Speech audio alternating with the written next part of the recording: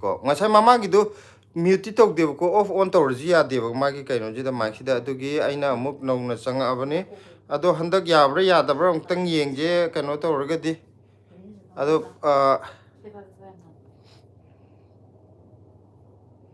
mayam mako medium ta changak tri ka ki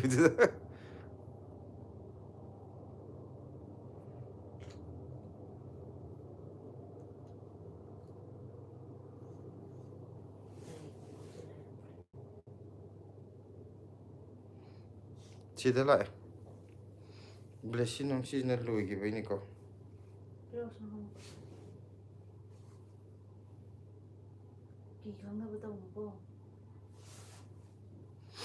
to handak amuk change handak ti makon tarabam ti yengbiu ngasai gi tu sem gi tro yadraba si kaino na che che orina na hai hai re ko tar mayam kaino to buda sem bada ai jo chembam khangdraba adugi kakthalaga amuk tawjarabani ai water be to kai tham gi sai ngon da loi le ama pi ama masal de adai lu sai loi le gi chida aduna adu paira macha de paira sim tham gi me da aduga ai sidagi par ge ko kaino gi marki do hadi live nungai na haura kanda kaino tawgre makhon ta da badagi am kak thalaga am torpne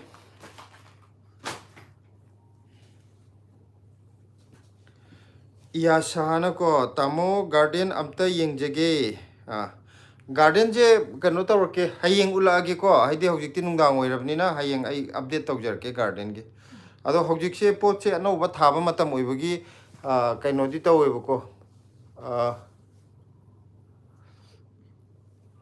yamna phabadi oide adu chu maroi mapang khara thabado khaga phagale adu ai hayeng update tawjarke ma live thajara nga hayeng gira aduga akoigi orinana decide orinana hele yes I am hear your sound hai makon ta phange ye aduga YK ruksana hai ne hello blessy hai hello blessy tum gare ngasi tan tum gare ma aduga asisi orinana where is blessy hai blessy kai la tum gare ngasi di tan tum gare ma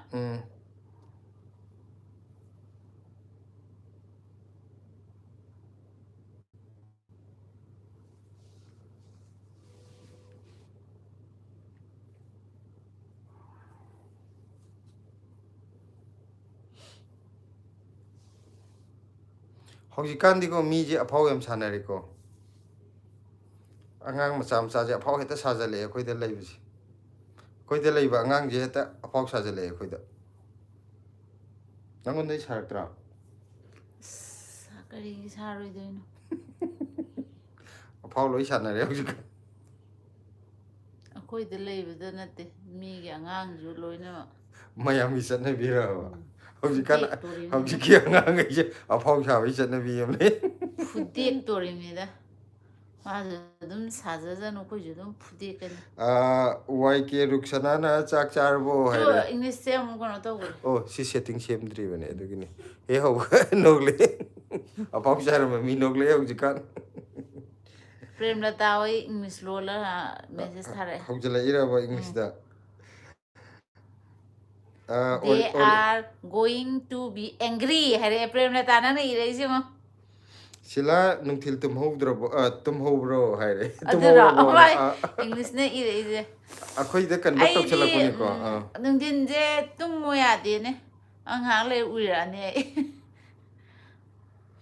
aduga kainona ordinary please I can see hai ko Kennedy oja Kennedy je change matam kuire ko oja Kennedy wari chana da ba ngachi changbira pagi yam nungai jere oja oja matam khara unarudre hai hoi adune oja kuire oja ga pau phongna da je nungai bri bo oja kamai tawrige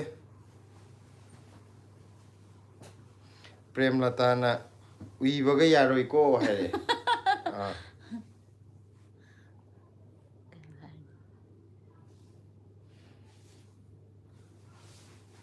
cái hình ra ra ma'am prem lata cái hình ra ra live sida changbireba mi ma'am se cái mathil chana ra ꯑꯩꯈꯣꯏꯒꯤꯗꯤ ꯀꯣꯕꯤ ꯊꯝꯆꯦꯠ ꯃꯥꯏꯅꯦ ꯈꯥꯃꯦꯟ ꯑꯁꯤꯟꯕꯅꯦ ꯉꯁꯥꯏ ꯎꯆꯦꯛ ꯃꯔꯨꯝ ꯍꯥꯏꯒꯗ꯭ꯔꯥ ꯁꯦꯟꯗ꯭ꯔꯥꯡ ꯃꯔꯨꯝꯗꯣ ꯁꯦꯟꯗ꯭ꯔꯥꯡ ꯃꯔꯨꯝꯗꯣ ꯑꯗꯨꯗꯨꯒ ꯁꯦꯟꯗ꯭ꯔꯥꯡ ꯇꯧꯔꯒ ꯃꯔꯨꯝꯗꯤ ꯍꯋꯥꯏꯗꯨꯅꯤꯀꯣ ꯍꯋꯥꯏꯗꯨꯅꯤꯀꯣ ꯑꯥ ꯑꯗꯨ ꯀꯥꯡꯁꯣꯏ ꯆꯥꯔꯦ ꯑꯥ ꯉꯁꯤꯗꯤ ꯑꯆꯝꯕ ꯑꯣꯏꯅ ꯆꯥꯔꯦ ꯌꯣꯡꯆꯥꯛ ꯃꯆꯥ ꯑꯃꯒ ꯁꯤꯡꯖꯨ ꯑꯃ ꯇꯧꯋꯦ ꯄ꯭ꯔꯦꯝꯂꯇꯥꯅ ꯕ꯭ꯂꯦꯁꯤꯗꯤ ꯍꯥꯏꯔꯦ ꯕ꯭ꯂꯦꯁꯤ ꯇꯨꯝꯈꯔꯦ ꯑꯗꯨꯒ ꯑꯣꯔꯤꯅꯥꯅ ꯀꯦꯟ ꯑꯥꯏ ꯁꯤ ꯕ꯭ꯂꯦꯁꯤ ꯏꯟ ꯁ꯭ꯂꯤꯞ ꯍꯥꯏ ꯇꯨꯝꯕꯗꯣ ꯑꯣ ꯑꯝꯇ ꯌꯦꯡꯒꯦ ꯌꯦꯡꯍꯜꯂꯛꯀꯦ ꯌꯦꯡꯍꯜꯂꯛꯀꯦ ꯑꯥ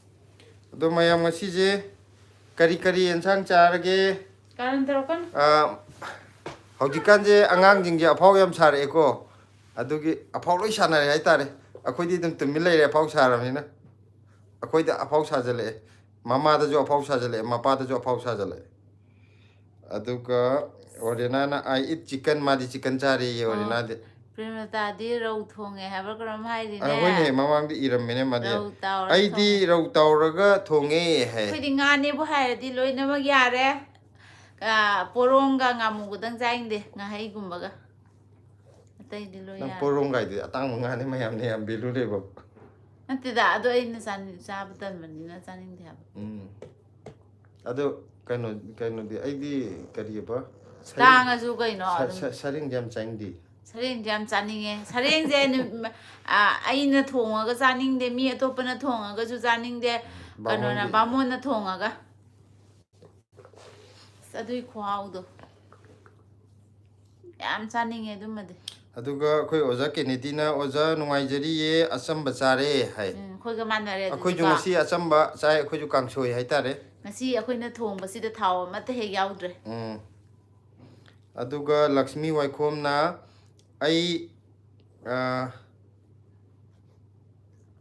ꯈꯪꯉꯤꯕ꯭ꯔꯣ ꯉꯔꯥꯡꯁꯨ ꯅꯍꯥꯟꯃꯨꯛꯁꯨ ꯉꯁꯤꯁꯨ ꯂꯥꯏꯚ ꯖꯣꯏꯟ ꯇꯧꯋꯦ ꯍꯥꯏ ꯃꯥꯅꯦ ꯈꯪꯉꯦ ꯂꯛꯁꯃꯤ ꯋꯥꯏꯈꯣꯝꯁꯦ ꯃꯃꯥꯡꯗ ꯑꯩꯅ ꯀꯃꯦꯟ ꯄꯥꯕꯗꯁꯨ ꯑꯗꯨꯝ ꯌꯥꯎ ꯀꯃꯦꯟ ꯄꯥꯕ ꯍꯥꯏꯗꯤ ꯉꯔꯥꯡꯒꯤ ꯀꯩꯅꯣꯗꯁꯨ ꯂꯥꯏꯚꯇꯁꯨ ꯉꯔꯥꯡ ꯍꯥꯏꯗꯤ ꯉꯔꯥꯡꯂꯣ ꯍꯥꯟꯅ ꯊꯦꯡꯅꯔꯦ ꯍꯥꯏꯕ ꯂꯛꯁꯃꯤ ꯋꯥꯏꯈꯣꯝꯁꯦ ꯑꯗꯨꯅ ꯑꯗꯨꯝ ꯅꯤꯡꯁꯤꯡꯉꯤ ꯇꯤꯟꯅꯕ ꯍꯧꯔꯛꯑꯦ ꯂꯥꯛꯑꯣ ꯄꯄꯥꯁꯤꯗ ꯂꯥꯛꯑꯣ ꯌꯥꯗꯅꯤ ꯍꯥꯏꯖꯤꯜꯂꯨ ꯅꯪ ꯇꯤꯟꯅꯕ ꯍꯧꯔꯛꯑꯦ ꯍꯥꯏꯕꯗꯨꯗ ꯍꯥꯏꯕꯅꯤꯗ ꯑꯩꯗꯤ ꯀꯩꯅꯣꯅ ꯑꯩꯈꯣꯏ ꯄ꯭ꯔꯦꯝꯂꯇꯥꯅ ꯀꯅꯥꯅ ꯑꯐꯥꯎ ꯁꯥꯔꯤꯅꯣ ꯀꯀꯥ ꯑꯩ ꯐꯨꯊꯒꯦꯅꯦ ꯍꯥꯏ ꯑꯩꯈꯣꯏꯗ ꯂꯩꯕ ꯑꯃꯗꯣ ꯑꯩꯈꯣꯏꯒꯤ ꯂꯤꯗꯔ ꯄ꯭ꯔꯁꯤꯗꯦꯟ ꯑꯃ ꯂꯩꯔꯤꯁꯦ ꯑꯩꯈꯣꯏ ꯑꯍꯨꯝ ꯂꯩꯕꯗ ꯑꯩꯈꯣꯏ ꯑꯩꯈꯣꯏ ꯑꯍꯨꯝꯒꯤ ꯏꯆꯥꯒ ꯃꯔꯛꯇ ꯆꯥꯎꯔꯛꯀꯅꯤ ꯇꯜꯂꯦ ꯉꯥꯡꯅ ꯁꯛꯅꯕꯒ ꯌꯥꯔꯛꯇ꯭ꯔꯗꯤ ꯊꯋꯥꯏꯁꯦ ꯌꯥꯝ ꯆꯥꯛꯇꯧ ꯃꯥꯜꯂꯦ ꯑꯩꯗꯤ ꯑꯩꯈꯣꯏ ꯑꯍꯨꯝꯒꯤ ꯃꯔꯛꯇ ꯄ꯭ꯔꯁꯤꯗꯦꯟ ꯑꯃ ꯌꯥꯎꯔꯤꯁꯦ ꯁꯤꯁꯤꯅ ꯑꯐꯥꯎ ꯁꯥꯖꯜꯂꯛꯏꯕ ꯑꯩ ꯏꯇꯣꯟꯗ ꯄꯨꯀꯞꯇ ꯀꯞꯇꯧ ꯃꯥꯜꯂꯦ ꯑꯩꯗꯤ ꯍꯥꯏꯕ ꯏꯟꯗꯦꯅ ꯑꯩꯁꯨ ꯄꯣꯔꯣꯡ ꯉꯀ꯭ꯔꯥ ꯆꯥꯗꯦ ꯍꯩꯌꯦ ꯄ꯭ꯔꯦꯝꯂꯇꯥꯁꯨ ꯑꯩꯁꯨ ꯑꯗꯨꯗꯤ ꯍꯩꯅꯗꯦ ꯆꯞ ꯃꯥꯟꯅꯔꯦꯅꯦ ꯑꯥꯏ ꯗꯣꯟ ꯂꯥꯏꯛ ꯕ꯭ꯂꯦꯁꯤ ꯁ꯭ꯂꯤꯞ ꯍꯥꯏꯌꯦ ꯑꯣꯔꯦꯅꯥꯅ ꯕ꯭ꯂꯦꯁꯤ ꯇꯨꯝꯍꯟꯒꯅꯨ ꯍꯥꯏꯔꯤꯅꯦ ꯄꯥꯝꯗꯦ ꯑꯥꯏ ꯑꯦꯝ ꯑꯦ ꯁꯤꯛ ꯍꯥꯏꯌꯦ ꯃꯥ ꯃꯁꯥ ꯉꯝꯗ꯭ꯔꯕꯣ ꯆꯤꯆꯦ ꯑꯣꯔꯤꯅꯥ ꯂꯥꯛꯑꯣ ꯆꯤꯆꯦ ꯑꯣꯔꯤꯅꯥꯁꯦ ꯉꯔꯥꯡ ꯃꯁꯥ ꯉꯝꯗꯦ ꯍꯥꯏꯕ ꯀꯩꯅꯣꯝ ꯂꯛꯁꯃꯤ ꯍꯥꯏꯈꯤꯕꯅꯦ ꯋꯥꯏꯈꯣꯝꯅ ꯑꯩꯒꯤ ꯃꯤꯡ ꯍꯥꯏꯔꯛꯑꯣ ꯑꯗꯨꯗꯤ ꯍꯥꯏ ꯃꯥꯏ ꯃꯃꯤꯡꯁꯤ ꯀꯔꯤ ꯍꯥꯏꯅꯣ ꯑꯗꯨꯗꯤ ꯀꯧꯍꯧꯔꯦ ꯍꯥꯏꯗꯤ ꯁꯤꯗꯩꯗ ꯑꯩꯈꯣꯏ ꯂꯥꯏꯚ ꯆꯪꯉꯛꯄꯗꯀꯣ ꯁꯤꯒꯤ ꯑꯦꯀꯥꯎꯟꯁꯤꯡ ꯂꯩꯁꯤꯡꯁꯤꯒ ꯑꯁꯦꯡꯕꯩ ꯃꯃꯤꯡꯒ ꯃꯥꯟꯅꯗꯕ ꯌꯥꯝ ꯌꯥꯎꯋꯦꯕ ꯑꯗꯨꯗꯨꯅ ꯂꯣꯏ ꯆꯤꯟꯐꯥ ꯄꯨꯕ ꯉꯝꯗꯦꯕ ꯍꯥꯏꯗꯤ ꯄꯨꯔꯝꯃꯁꯨ ꯃꯥꯅꯦ ꯉꯥꯏꯍꯥꯛ ꯂꯩꯒ ꯍꯦꯛꯇ ꯀꯥꯎꯋꯦꯕ ꯁꯤꯗꯤ ꯔꯤꯁꯤ ꯁꯔꯃ ꯍꯥꯏ ꯆꯪꯉꯛꯏꯁꯤꯁꯨ ꯔꯤꯁꯤ ꯁꯔꯃ ꯅꯠꯇꯦ ꯆꯪꯉꯛꯏꯕ ꯑꯉꯥꯡꯁꯦ ꯑꯗꯒꯤ ꯁꯤꯁꯨ ꯑꯁ ꯌꯥꯝꯅ ꯀꯩꯅꯣ ꯇꯧꯔꯀꯥꯟꯗꯅꯦ ꯑꯩꯈꯣꯏꯅ ꯅꯨꯡꯇꯤꯒꯤ ꯅꯤꯡꯁꯤꯡꯉꯛꯏꯁꯦ ꯑꯩꯈꯣꯏꯗ ꯃꯦꯁꯦꯁ ꯊꯥꯔꯛꯄꯒꯤ ꯂꯥꯏꯚ ꯇꯧꯔꯛꯑꯣꯅ ꯊꯥꯔꯛꯄꯒꯤ ꯅꯤꯡꯁꯤꯡꯉꯛꯏꯅꯦꯕꯀꯣ ꯑꯗꯒꯤ ꯕꯤꯁꯥꯜ ꯑꯅꯁꯨ ꯆꯪꯉꯛꯑꯦ ꯑꯣꯃꯔꯖꯤꯠ ꯑꯅꯁꯨ ꯆꯪꯉꯛꯑꯦ ꯑꯗꯒꯤ ꯀꯔꯤ ꯀꯔꯤꯅꯣ ꯀꯔꯤꯕ ꯑꯇꯣꯞꯄꯁꯨ ꯀ꯭ꯌꯨꯄꯤꯠ ꯑꯅꯁꯨ ꯆꯪꯉꯛꯄ ꯍꯥꯏꯗꯤ ꯍꯥꯏꯔꯤꯁꯤꯗꯤ ꯃꯃꯤꯡ ꯑꯝꯇ ꯃꯥꯟꯗꯦꯀꯣ ꯑꯗꯒꯤ ꯑꯩꯈꯣꯏ ꯀꯩꯅꯣꯒꯤꯗꯨꯁꯨ ꯀꯔꯤꯕ ꯉꯔꯥꯡ ꯀꯔꯤ ꯍꯧꯀꯤꯞꯅꯣꯝ ꯍꯥꯏꯕꯗꯣ ꯑꯗꯨꯁꯨ ꯊꯣꯏꯕꯤ ꯀꯧꯕꯅꯦꯕ ꯑꯗꯨꯃꯥꯏꯅ ꯃꯤ ꯆꯪꯉꯛꯄꯁꯤꯡꯁꯦ ꯃꯥꯒꯤ ꯑꯦꯀꯥꯎꯟꯅ ꯃꯃꯤꯡ ꯑꯃ ꯑꯁꯦꯡꯕꯩ ꯃꯃꯤꯡ ꯑꯃꯅ ꯃꯌꯥꯝꯁꯦ ꯅꯤꯡꯁꯤꯡꯕ ꯉꯝꯗꯦ ꯑꯗꯣ ꯂꯛꯁꯃꯤ ꯋꯥꯏꯈꯣꯝꯁꯦ ꯃꯃꯥꯡꯗ ꯑꯦꯀꯥꯎꯟ ꯃꯃꯤꯡꯁꯤꯗꯤ ꯅꯤꯡꯁꯤꯡꯉꯦꯕ ꯑꯁꯦꯡꯕ ꯃꯃꯤꯡꯗꯣ ꯅꯤꯡꯁꯤꯡꯗ꯭ꯔꯦ ꯁꯥꯎꯕ ꯌꯥꯗꯦꯀꯣ ꯍꯥꯏꯔꯕꯨꯗꯤ ꯅꯤꯡꯁꯤꯡꯉꯛꯑꯅꯤ ꯄ꯭ꯔꯦꯝꯂꯇꯥꯅ ꯑꯗꯨꯗꯤ ꯀꯩꯒꯤꯅꯣ ꯃꯥꯁꯤ ꯃꯥ ꯃꯔꯛꯇ ꯑꯐꯥꯎ ꯁꯥꯕ ꯑꯉꯥꯡ ꯅꯣꯛꯁꯜꯂꯛꯏꯀꯣ ꯑꯗꯨꯗꯤ ꯑꯐꯥꯎ ꯁꯥꯁꯅꯨ ꯑꯗꯨꯗꯤ ꯀꯩꯅꯣ ꯍꯧꯅ ꯁꯥꯅꯤ ꯀꯩꯝ ꯀꯥꯏꯗꯦ ꯀꯥꯏꯗꯦ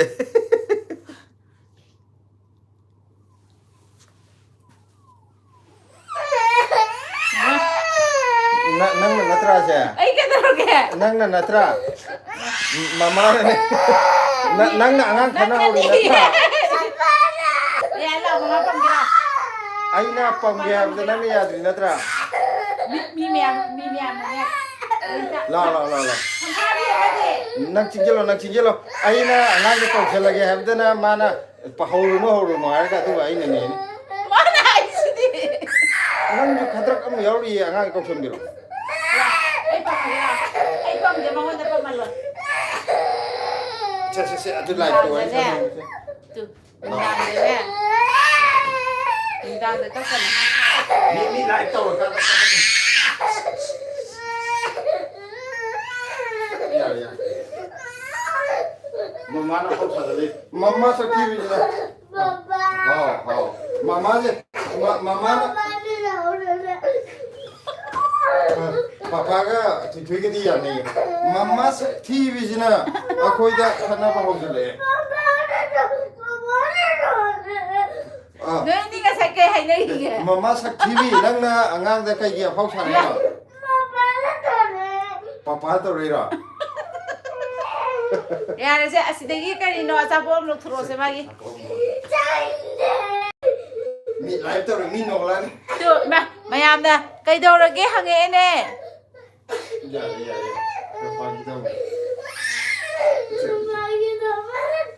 파기 đâu này anh nó 파기 này cái gì 마빠나 까다르 떠보다마 con cho chạy 아무비네 드디 마 các bạn mi mang đó mi nó live tàu rồi đó nó những ngày mi nó nộp xuống lại dạ rồi papa yêu tàu rồi ở đây đi năng cấp tôi đi live tàu kìa hay rồi papa đi ngay xe yêu tàu nữa thôi live tàu gì đó tàu không rồi hay rồi 레시제 까빠네 노크네 뇌매암나 까빠네 하전 바니 또 마야암나 like number게 like 게 advertise 떠올라 오예 이사기 스크린단 떠올라 오예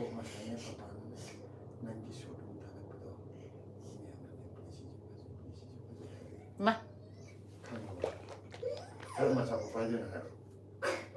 세마 칼로 아스데 카오 저버제 시대 지어봐 ꯑꯗꯨꯗꯅ ꯃꯥꯒꯤ ꯑꯄꯥꯝꯕ ꯉꯥꯛꯇꯅꯦ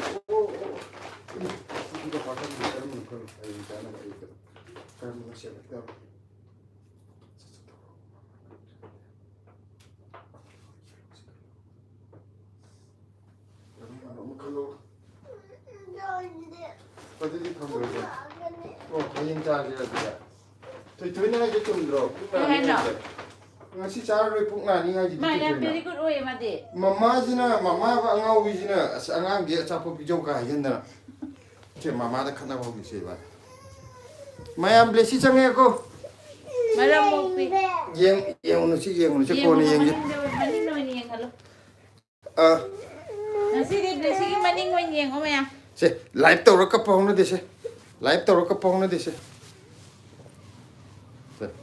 papa cái này xem lên xịt rồi giang nó ikai chứ ikai mi mà mang tới cấp cái giang nó cô xem comment pa đi xem mama nó comment cái bốc pa cái nấm ta pa rồi rồi ai yeng một tờ lại cũng à xem papa comment nấm ta pa cái xem cái này nó lại gì ai pa mai à to iPhone rồi đấy xí lại cái gì mà đi có cô này yeng đâu này live tàu ngày đó sốt ra đi khadrak tàu nó phone năm tới cái phone năm tới năm pari ama tụi đi ya đập phone nè papa nó yeng adu di wari di hen tapi ya deh bapak mut deh adu ya deh bapak put mut pada mày itu pun tuh ya mama yang ingin pak se kayak nogi se mayam jam ter pat hoke se ai pam gila pam mai rồi ni này yang kapte kapi dan no ira kan dhar an ya ada kapan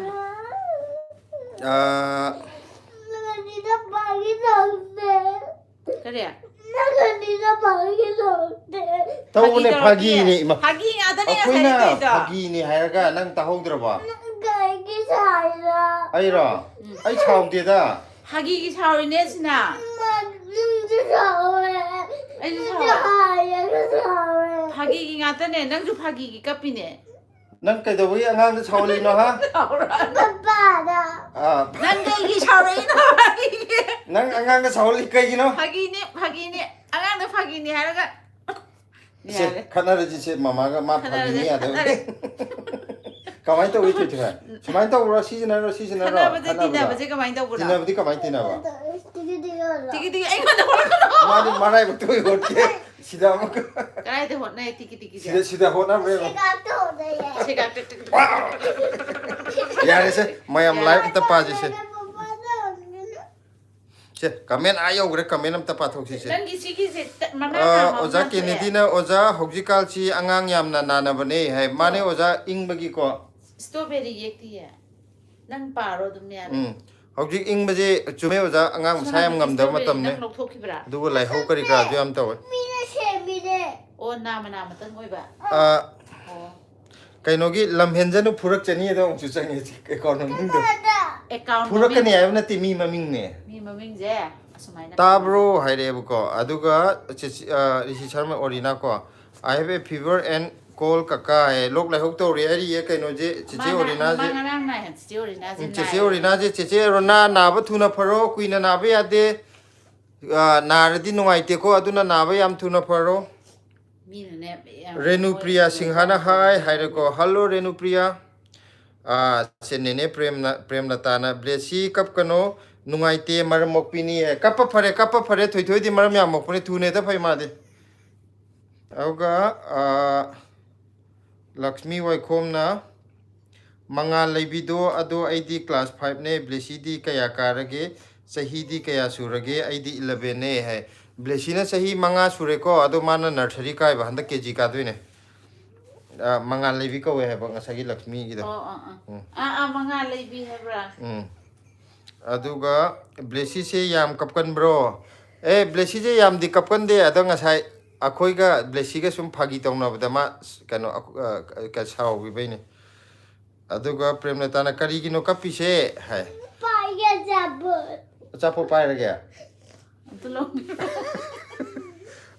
kano gi ne aphau sana bagi ibani aphau sana yana haina bagi kaim ta to adi kapa anu ya ngako samphage karaino na ado sung ngang no taning din nang kumang gari start to do ade mo da to ate kappu gari start to do adum to yo kai gino ba ma khange karam no khante adu na tro ate mo chapne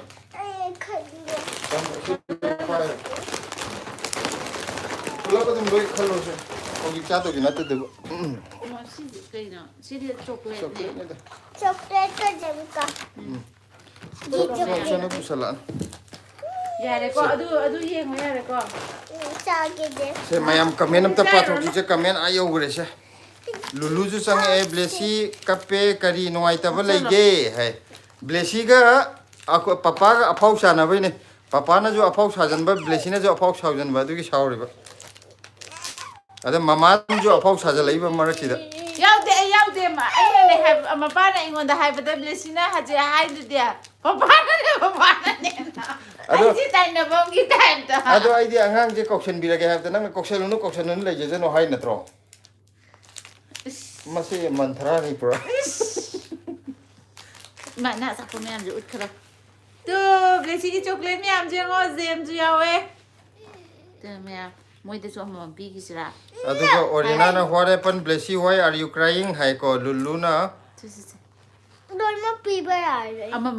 thoglo o masak phajabadu yenge thoi thoi to he thoglo o masak phajabadu yenge hai je si se chang mẹ ai thầm một se mama udre dudi mama khong nai mo hairani la makha phom la chỉ số nào nang ju kuina phom ma di khong nai du si de phom la che pa phai bi thai hai kap di tha de kap tra di thai kap ya de he kap di tha de chắc khi đó này ko cha cha tu ni to maya na live to mayam ta ha na so wari hanam ta sana go mayam go 자게 애가 빠빠래 갑산나보네. 급선배 애 빠빠나 마마나 사고기 급선리네 Like hay 그러면 이사 사기 스크린나 컵박 애니 사잖아 누가 라이브 토데 이사 사기 스크린나 네버텝 떠비야 누가 라이브 오토제 blessina hojik kappai de hai ne kai da kapi na to ha ga papa na ju mama na ju engon da sau jale sau bi kapi ne 하기 또 대abro 그런다. phagi ne hairakte nang ju sauri du di mama ju saui papa ju saui di kapi ne ha 초콜릿 aduga kari mathel chare ngasi di blessing nungsibi hare luluna kari mathel charage hero 시디 리롱 맞tum nate kang kai no 아이도 이름 맞자네. 내가 잘 해봐. 아들도 이니 이름 맞도 많이 돼. awai do 감소해요. 감소해. 감소해 잘해. kakak bosa ju sange etamo kari mathel charage blessy kari gino kapido kapaya de blessy silana khongbro 감소해 잘해. ngasi디. kaksoy 잘해 maga. kaksoy pire pa la shramne he no le ko kari no kande kananam la eh. makanya bukayani sorojini maibamna yam nungsiye bema se hare ko thank you aduga kanano sidilai jibu. makanya bukay bino soibamna aisu youtube kari hai no mai je kai no bera ne khang di kari baba hitre mane ire Anchal Kumari na hello hai hello jo auntie Anchal na hello Hello Anchal. अंचल Nante, Anchal hello na auntie. hai ho Hello auntie hai kada. इसकी पापा भी नहीं है papa Uncle Bikram ki wo hai auntie hello auntie uncle bolo become ha. to hello auntie bolo hello aunty become Uncle Bikram nahi uncle. bolte uncle bolte theek hai uncle को become बोलते हैं तुम्हारा office की become Yeah, this is. पापा तुम्हारा ke Sisi hapo adu hai asa wala पापा तुम्हारा office की हो. hello uncle bol hello uncle hello become auntie Bikram nahi bolna नाम नहीं बोलना है. ke asa wala मैं डालूंगा ऐसे नहीं जाना मेरे को ke asa wala na kai thaba kino delhi da lai je hai कोई इंखोल करा कोई है. Delhi da lai je hogyo biki ona di akoi pochai khar thabaga pochai yonbaga tori ko हवाई जहाज योल लोलागा योन बा. atop thabak chu lai aduduna ko na haijarage 30k yor kanda कहीं no साथ robo. khuman cha ju changbire e blessy kap kano papana yoke toksinaba singdo thajarunu ai hayeng lawba lake nongmai kapa tambige marudi yauroi ko hai kaka uncle khuman chana ne nang kano torga nongmai kapa tambige maru yauk de bidai तुझे ये है यो. maru yauroi ye nang kap kano lawba lake hai ba to iski nongmai da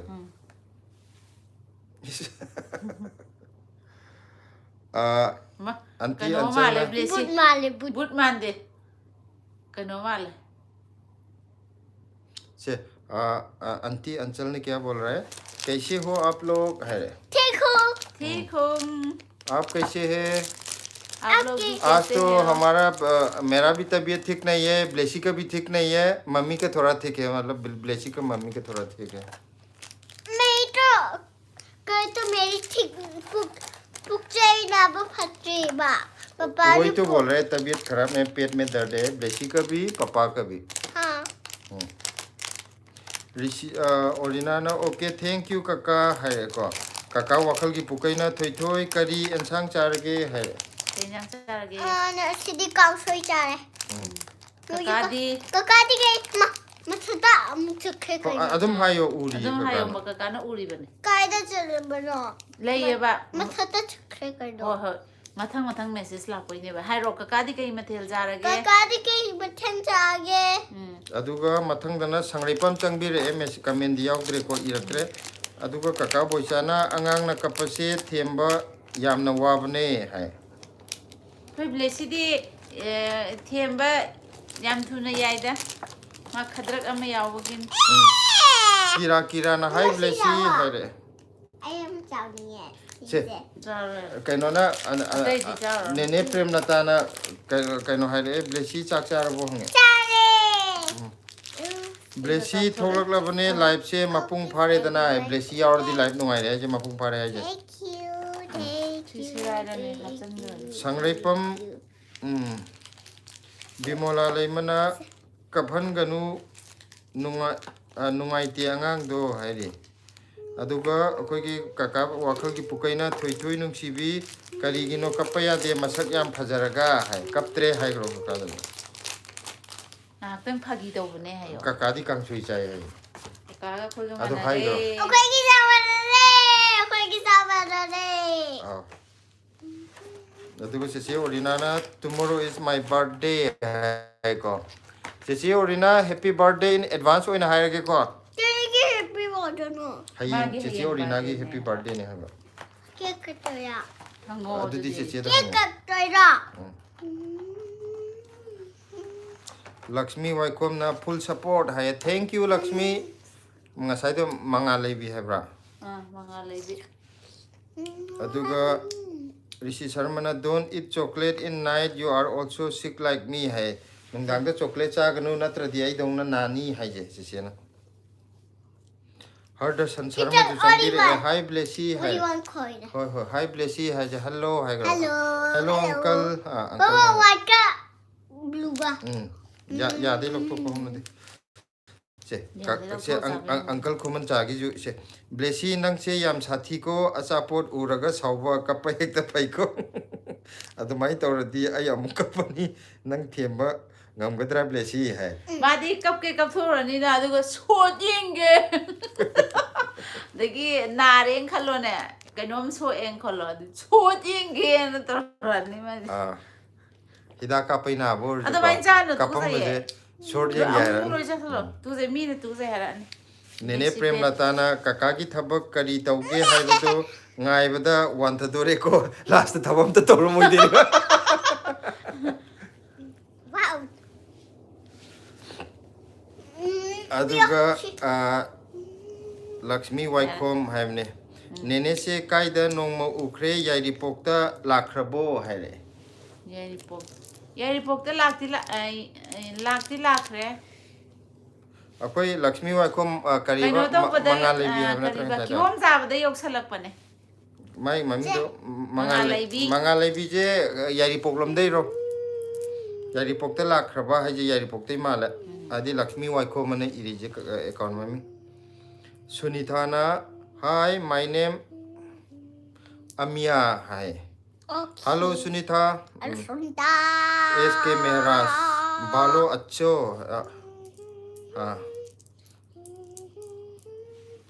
Kano je Bengali da kari hai khub balo hai kano hai ne ai kaur आप लोग कहाँ से हो है SK Mehraj ने हम मणिपुर का रहने वाला हूँ मगर फिलहाल तो दिल्ली में हूँ क्यों मणिपुर नहीं Harderson Sharma na don't eat chocolate blessy have chocolate char no hai je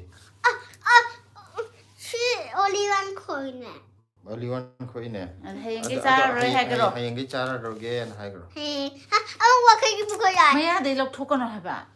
Ne sabi phar bot mai nim to. se uncle Khuman chana kainom ire as noi loi naradi wari sado ki he longna rakani ko na to nap ta ba yam waje ai di adugi khuna to nati longna ka do nati akhoi ki jidi atopa na ne lo adi lok le ho nati ba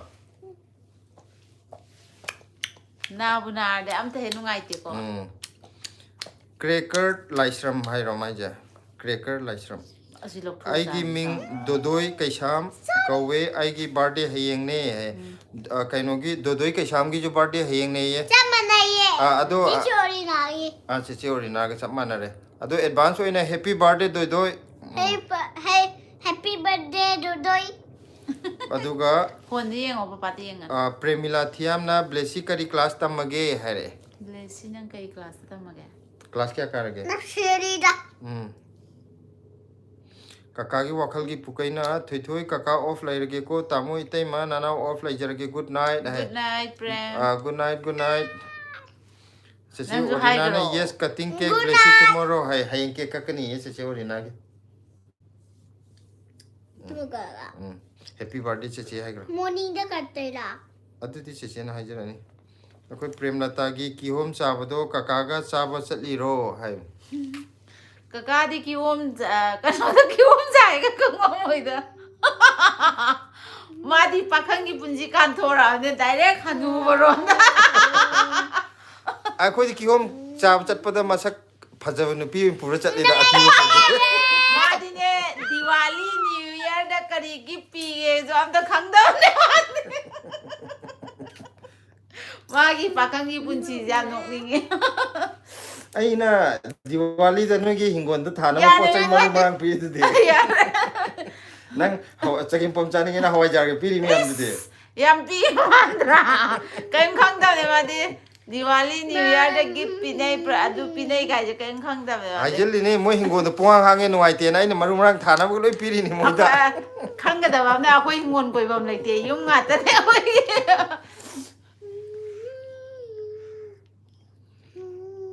Aduga Sisi Orina na not morning in evening ay morning da pangtho oi evening da pangtho kani ye birthday celebration. Ibing ding da. Evening. Thuang kung na love pare. Thank you Thuang kung. Sibyagi akhoi yung dalaga sibyaga kallinay. Bina yumnam na hi blessy Korean sang charage hai. Kangsoy. Aduga Thuang kung na hi hai. Hi gro tu zo. Hi. Min hi di hi ga da ba kain jang char ge hai di kang chui chare. Nungai bra hai di nungai di main khung ga da. Aduga kaino na akoi Premlata na kaka pangsin na base yam tongjabani ko hai. Pangchin na ba daw na hai sa mai kai da na ba adu na phar ne. Akoi show i kai de. Sida kari kai ni ngai le ge ba. Chugang gang da. Ai na hai sine direct ka la ga hanuba gi punsi da la ai hai je. Angang nubi oi na kai kan na dei no na direct chahi yang kai de ho ne.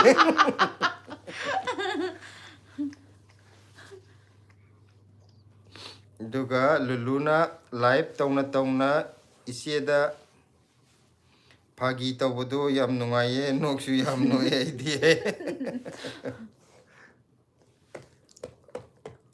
Ado changbireba channel changbireba mayam je subscribe tawdaba yaurga di blessy nong mathakta blessy nong na thabdu da namaga khara toksan biro hana tawgiba gai di yare tawdaba jing yaubiraga di ko khoi channel maming je blessy nong na mathakta thabdu ne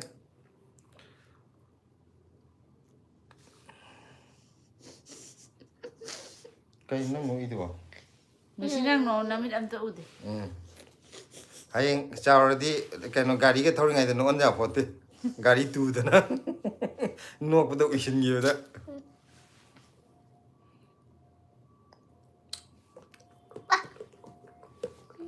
Medona hobam ju changbire e Medona jo hi habire ko adu mayam je kari kari handa atheng chang po jing je kari kari mathel chabirage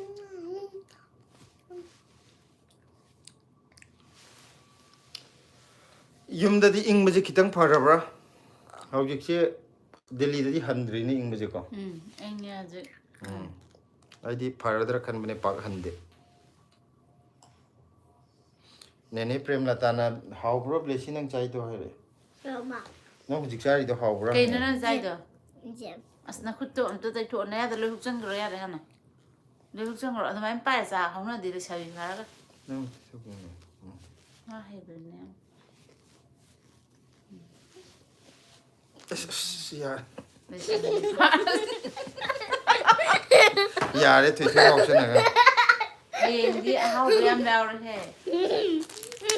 maku do kari into ri Ya da sa pa je. makesha na bam yauri khadra Ke comment pa da ro se kano to roge Premlata na blessy hawbro si pagre ko akoi nongmai ngan bi pukhram bam ju chang bi re nongmai ngan bi na kangsui chare hai Khoi chama re. Phone di yang hai ka dong ne phone di Khoi yang. chama re. Khoi chama re. sapmanare Tu akhoi je moina uraga hai da ine ba. Medona hobam na ID iromba chare hai ko iromba jo bikti am hawe ko iromba ja Nomai nganbina ingi ye hai. Yumda jo adum phajana ingi hai. Moinana pukham de. Orinana bye bye good night blessy kaka because I am wake up early morning in Cheche hai ko. Okay good night Okay, Cheche. good night. Cici uri nana good night hare nang. Good night, good night, good night. Kainona kaka boisana blessy se yamna harau re khara pare ingba hai. Khaga pharana sidagidi ko. Ado akoi de me jun yor kani kan mata matha sai de de le je. Papa Yung hujik sagi ting hit may puni ko ko siya di tao. Paro haloy magkame. Parage. Prem latana nene di nang na kapado yam nuaite hayengai di kapkanu ko hele. Nang gido kapira no iram ta hai garo. Kapine. Kapine kay. Hayengai di kapkanu haje. Akapoy. Moina saraga pepa yam tau da tau no. Kali no maku sali do. Angau gi ole ma. Nong maingan bina nungdindi yam na sai ayuka nungdanga na inge hai. Mama. Oh kano tau ni ha. Pukham Ako de tabak kayo. sa pada parak yam tawa matam do idui ne ba. Namay na pukham. Haji tabak sa to re na nungdinda thopa no wang saurani. Urungumba kay gumba sanga kana mu kano tau ing mo do. Athabali sikadai apabali sikadai. Koy sida di nung din su ini. Sana ka naman water bag ka naman. Milan chirom na kobi thamchet ka hawai thara ka kangsoi chare. Hawjik se adum ingli oza hoidi kari mathel chabi ge hai. Koy su kang soi jaye kobi thamchet tu di mana re aduga akoi gina hawai kari sindrang marum ka hainab do adu hape hamena sinbaga. Aduga Lakshmi Waikom na Adu sanaro no. Yairipo Vishnu na ha mayai lekai haina mamangi life ta hai khradudi Yairipokta mari mata leibro aidi chongtham leirakta bamon leiraksu lei hai Yairipokta akoi mari mata di leite ado Yairipokta koi baga ti sumla ame ado sum mayam Yairipokta akoi jim si amadi lei ado moi lekai do kai lekai no di khangdi kai nom tau gure color je kem tawde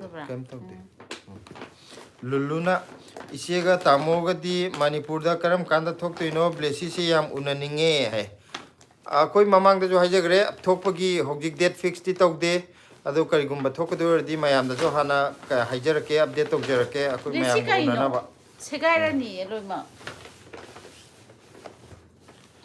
no maingan bi pungkram bamna chak tokpu da ngai ri ye hai tidinga ha oire aduga uncle kuman chana hai kaka se nupani ko aduna ni no mata hidak pairam dong mande Oh my.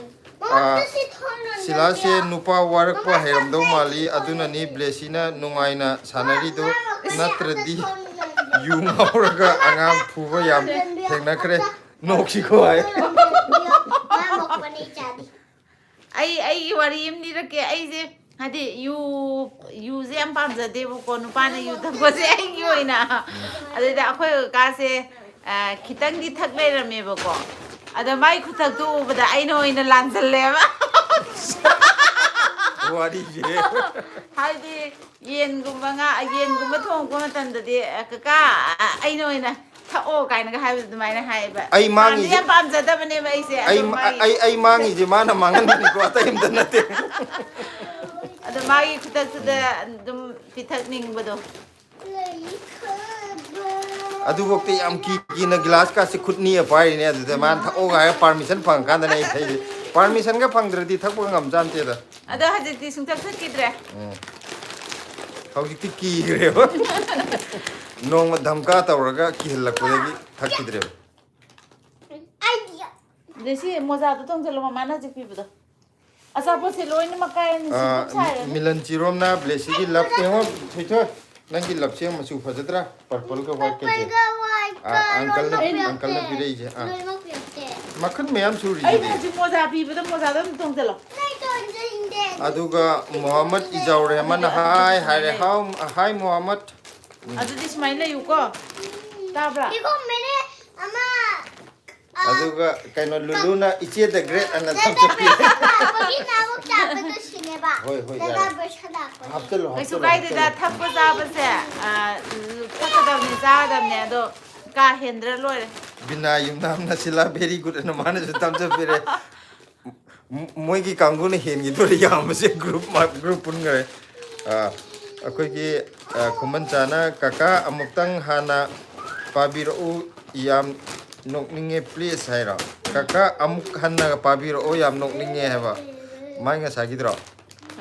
Kaka si nupa ni ko aduna ni nong mata hidak pairam daw mande sila nupa warak pa hairam daw mali aduna ni blessy na nungai na sanari do natradi yu ngauraga angang phuba yam thengna khre noksi ko Madi ngaude da. Asu ngaude. lambi da hairaga hai ngaurla amasu silai makhon tabda chap lepaga ai kem tau de harga tham chang bine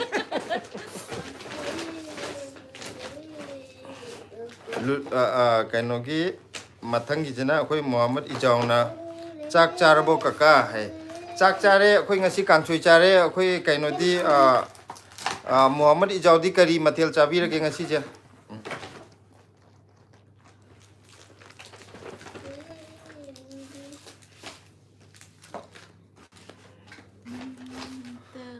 ngasi je hakchang ngam di sum leiram de mayam live tau de kitang hakchang khare ta kan tore numi chupa ma pawung de khare hip manung cha khare yai dum loi garo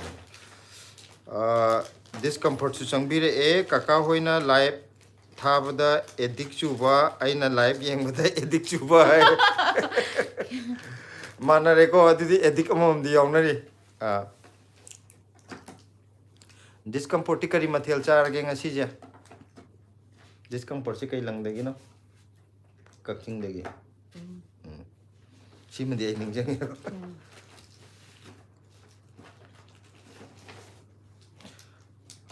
kai hai no afrin sayed ai ro मैं India से हूँ है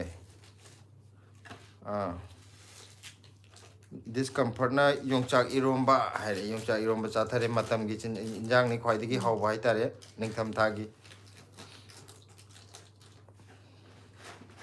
kaino gi akhoi gi national kaino state national gi na tab state ki ju state flower state bird kain lei dana ko akhoi gi kaino gi state ki oiba adogo akhoi gi state ki oiba chinjak sidi yongchak hai no impa ani yongchak yam pam bani ado am mapan da leiba mi bok to ko notice or jo atop jaga da leibi je yongchak adum hai bane manipur da yongchak hai bagi haidi popularity do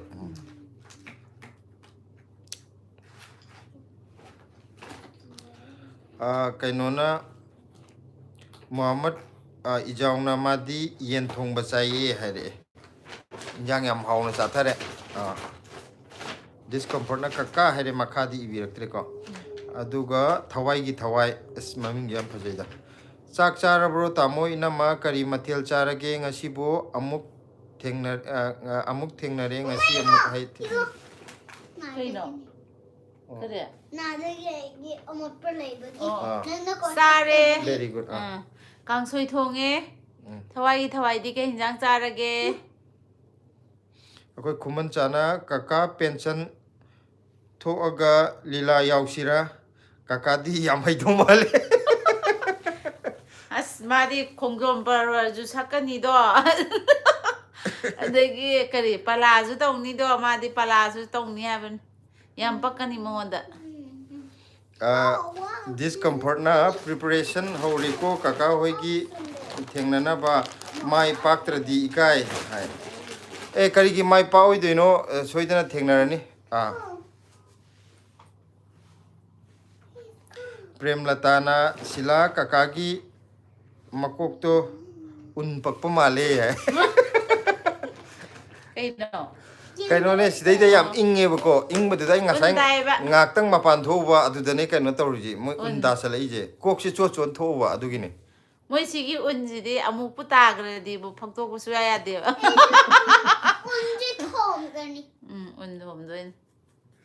unji thom de ne kari hai no ai ke cha ko se kham yam janatun je sai ko hi janatun discomfort na blessy se kaidori no ngasi di ichik chi ida blessy asapot mayam ko la lei hayeng chanam ne na adu gi gyan ta sai ama chengi ama white color ama Buang ke lagi dot amai nam. Henjeladi ma isai yung sektor ni. Baba si Blessy si kau pio. yare khara ing bisda hogoro da yam tal ai di so Baba kau macam pio. Ai live to ri thoi thoi. Kau.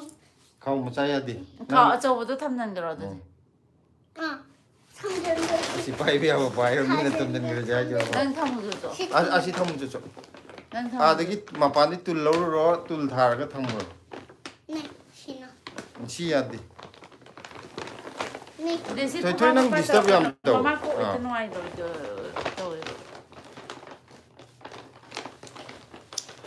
Kaino ne Laisram Suranjoy.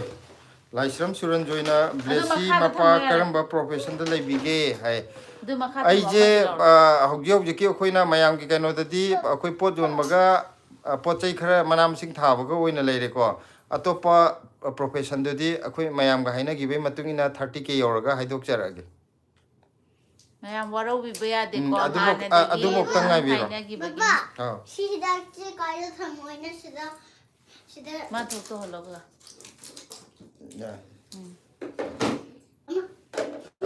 Milan Chiromna Isanupi Lalaibina Pumlo Sipaidagini Haisibu Chumbro Aza Mane lai bi Chume Akoi Pumlo Sipaidagini Milan Chiromje Lamsang the Kirka no Igidina Lamsang Bazar the Kirakana Tawai Tawaina Hangam Iroling a city Hangam Iron Majo Hawiko Nahana Kangde ai hangam irom ba je ai yum lai nge de za te ka ka yum da la kan za su ne ai de gyan ta da na ke am hap tu no Aduga Howle ai Akoi di char e Hawi Hangam Iron Yam Hawi ma thoi na ai chorok to ro ba Bina Yum Namna Kon Yam Pai Pung Ye She ane pung ye da sa do ne ma Why je Kon Yam Pai Pung Ye She ba Gyan ta da ra tare 마 콘제 이제 세셔 보셔도 미아버니 과 뿡예비기 세염레비도 누구 맞am 거다 산나버니 마이 콘제 레시 잉이라 Prem Latana Kaka Kongjom Parva Amta Saglo O Haujikti Haugdri Ayeng Sak Amdai Aina Kanola Kana Sakadoni Hauji Hana Sakto Pia am다 뒤동 거 들어게 Ai gilap. 딸래 ai Subhas Ahan Themna Hi Hello Subhas Mami ande andai ne pia. Discomfort na tumage kaka live si yingdi yingninge good night blessy nong hai okay good night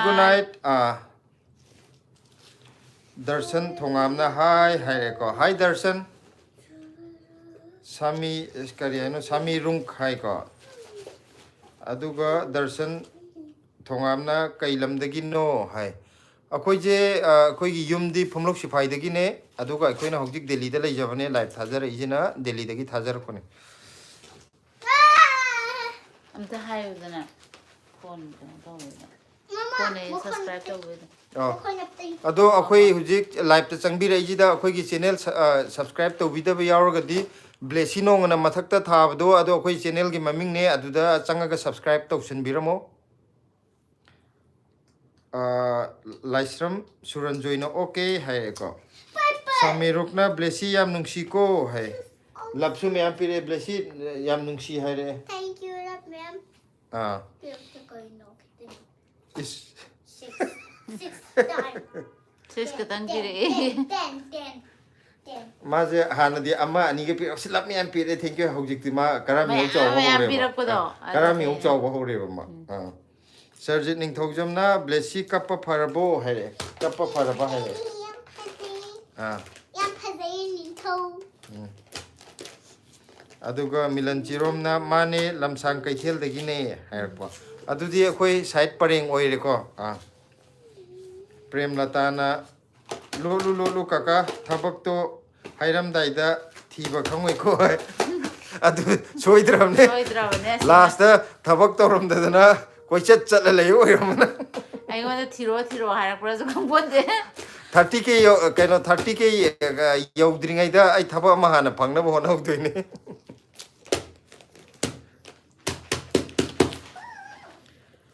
Subhas ahan themna good night haile good night Subhas good night Maka bigay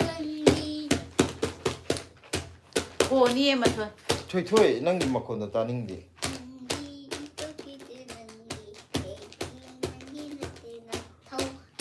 Saya kanogi kariba subscribe like to biro mo to Sai sagi screen da khoppak ani thajala aduga live thole isa sagi screen da dabate after I dabate Akoy je to udri am to taw ulon.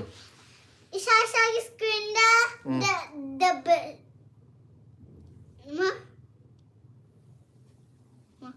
Yaad rabo. tawr no ta Thak thak taw. ma Thu na taw dong ne. Tu kare tu. ah Hai gro mayam da. Kare ai to bo.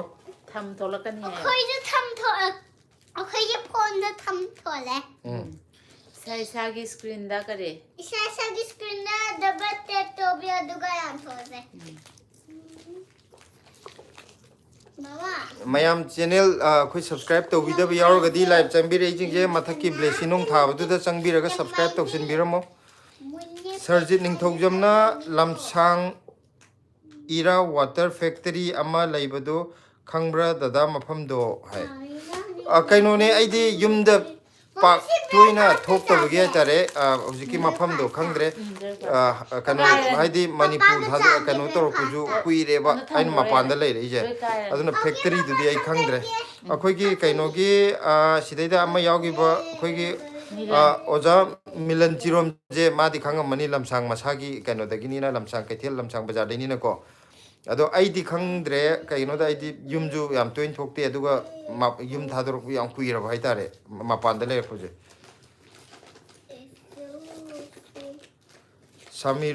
samirukna sila hawaijar yondrabo hai hawai jar je matam khara lepiye ado handak thuna yola ani handak thuna yola ani handak lakadori ba hadi hayeng hangchit chinata ba mathangi sande du da haipet khalli khoi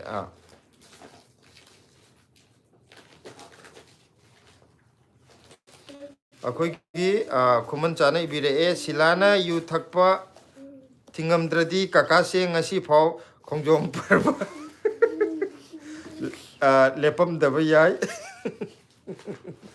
aidi thingde bo ko ai hena tharline ba adaida masagi anaba dagi thingzagi bai tare IS oigera ICS oigera khongjom parba samni ai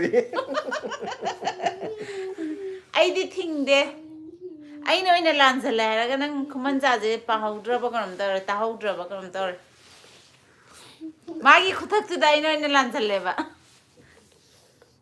blessy moza am to upo imai be luluna moza upo moza okay mama padana kalaga chakre tamo kai lamdagi no haijabne ai lam haigrabne kano aina marka palo phongo sifai da phomlok sifai dagi ni phongo sifai da ne mama na pon pat dagi blessy na simla dagi aina simla dagi mama papa na phomlok sipai dagi papa phongo sifai da bagi mama na purom pat dagi ai yam haiye mathatagi hayake ai papa na phomlok ai hayake phongo sifai da ye mama blessy na ama simla da ye aduga mama na pon pat dagi amana porongpan ingone amana phomlok sifai dagi ne aduga amana simla da pokuni hai ave palekar ju changbire hi happy sankranti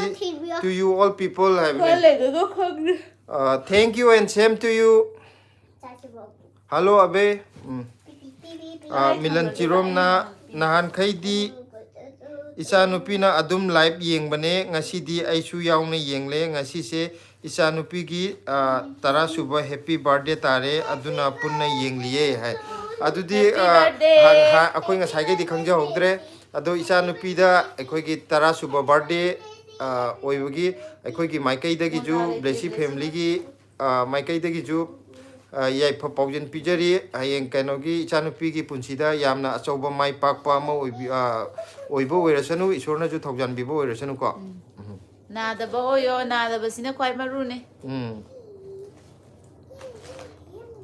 Sarjit Ningthokjamna dadagi ichin inaw kayano hai akoi isinaw ji yamme akoi taruk ne nupa mari nupi ani aduga Lakshmi Waikhomna bye bye mubang amta nene ga tawra o hai Au toroke. au tanja chaba amta tawrke ko Milan Chiromna Ira Water Factory do lamsang thong lantho aga kangchup lambi da 1 kilometer haitharaga right side ta adum leirabane okay ke thong ka kai dudi loi khange ko hana dai leiba poti loi khang bai jo aduga anova hai factory ka kai hangak pon traga adugum badudi ai khangdraba Thank you, Didi. Harderson Sarama Guru Mayumna Blessy Simla the Popro hai au ma Simla the Popuni You let the mother some puppy gift. अखोगी खुमन चाना कका कदवाई दगिनो हंगलकपा खुदिंग मक्तो खुमन चादा हंगबियु मयाम मयाम मंगन निंगदे है मतम मंगन निंगदे है दे माले Matam mangan.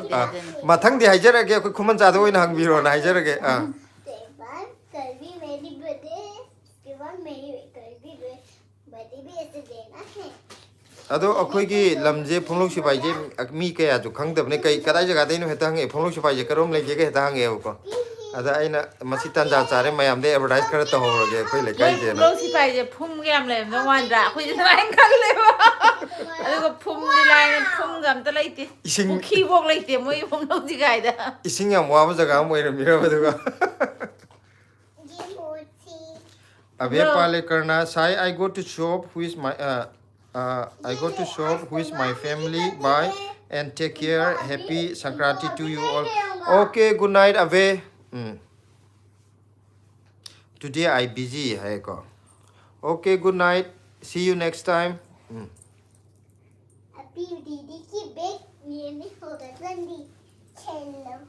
nang kano to budo ngasi like 24 yaure nang na haidre Ai kui to lo nga sai de hai nati ke no. nang haigra ba Ang hai de. Between budi ha han tilang like am thowi dana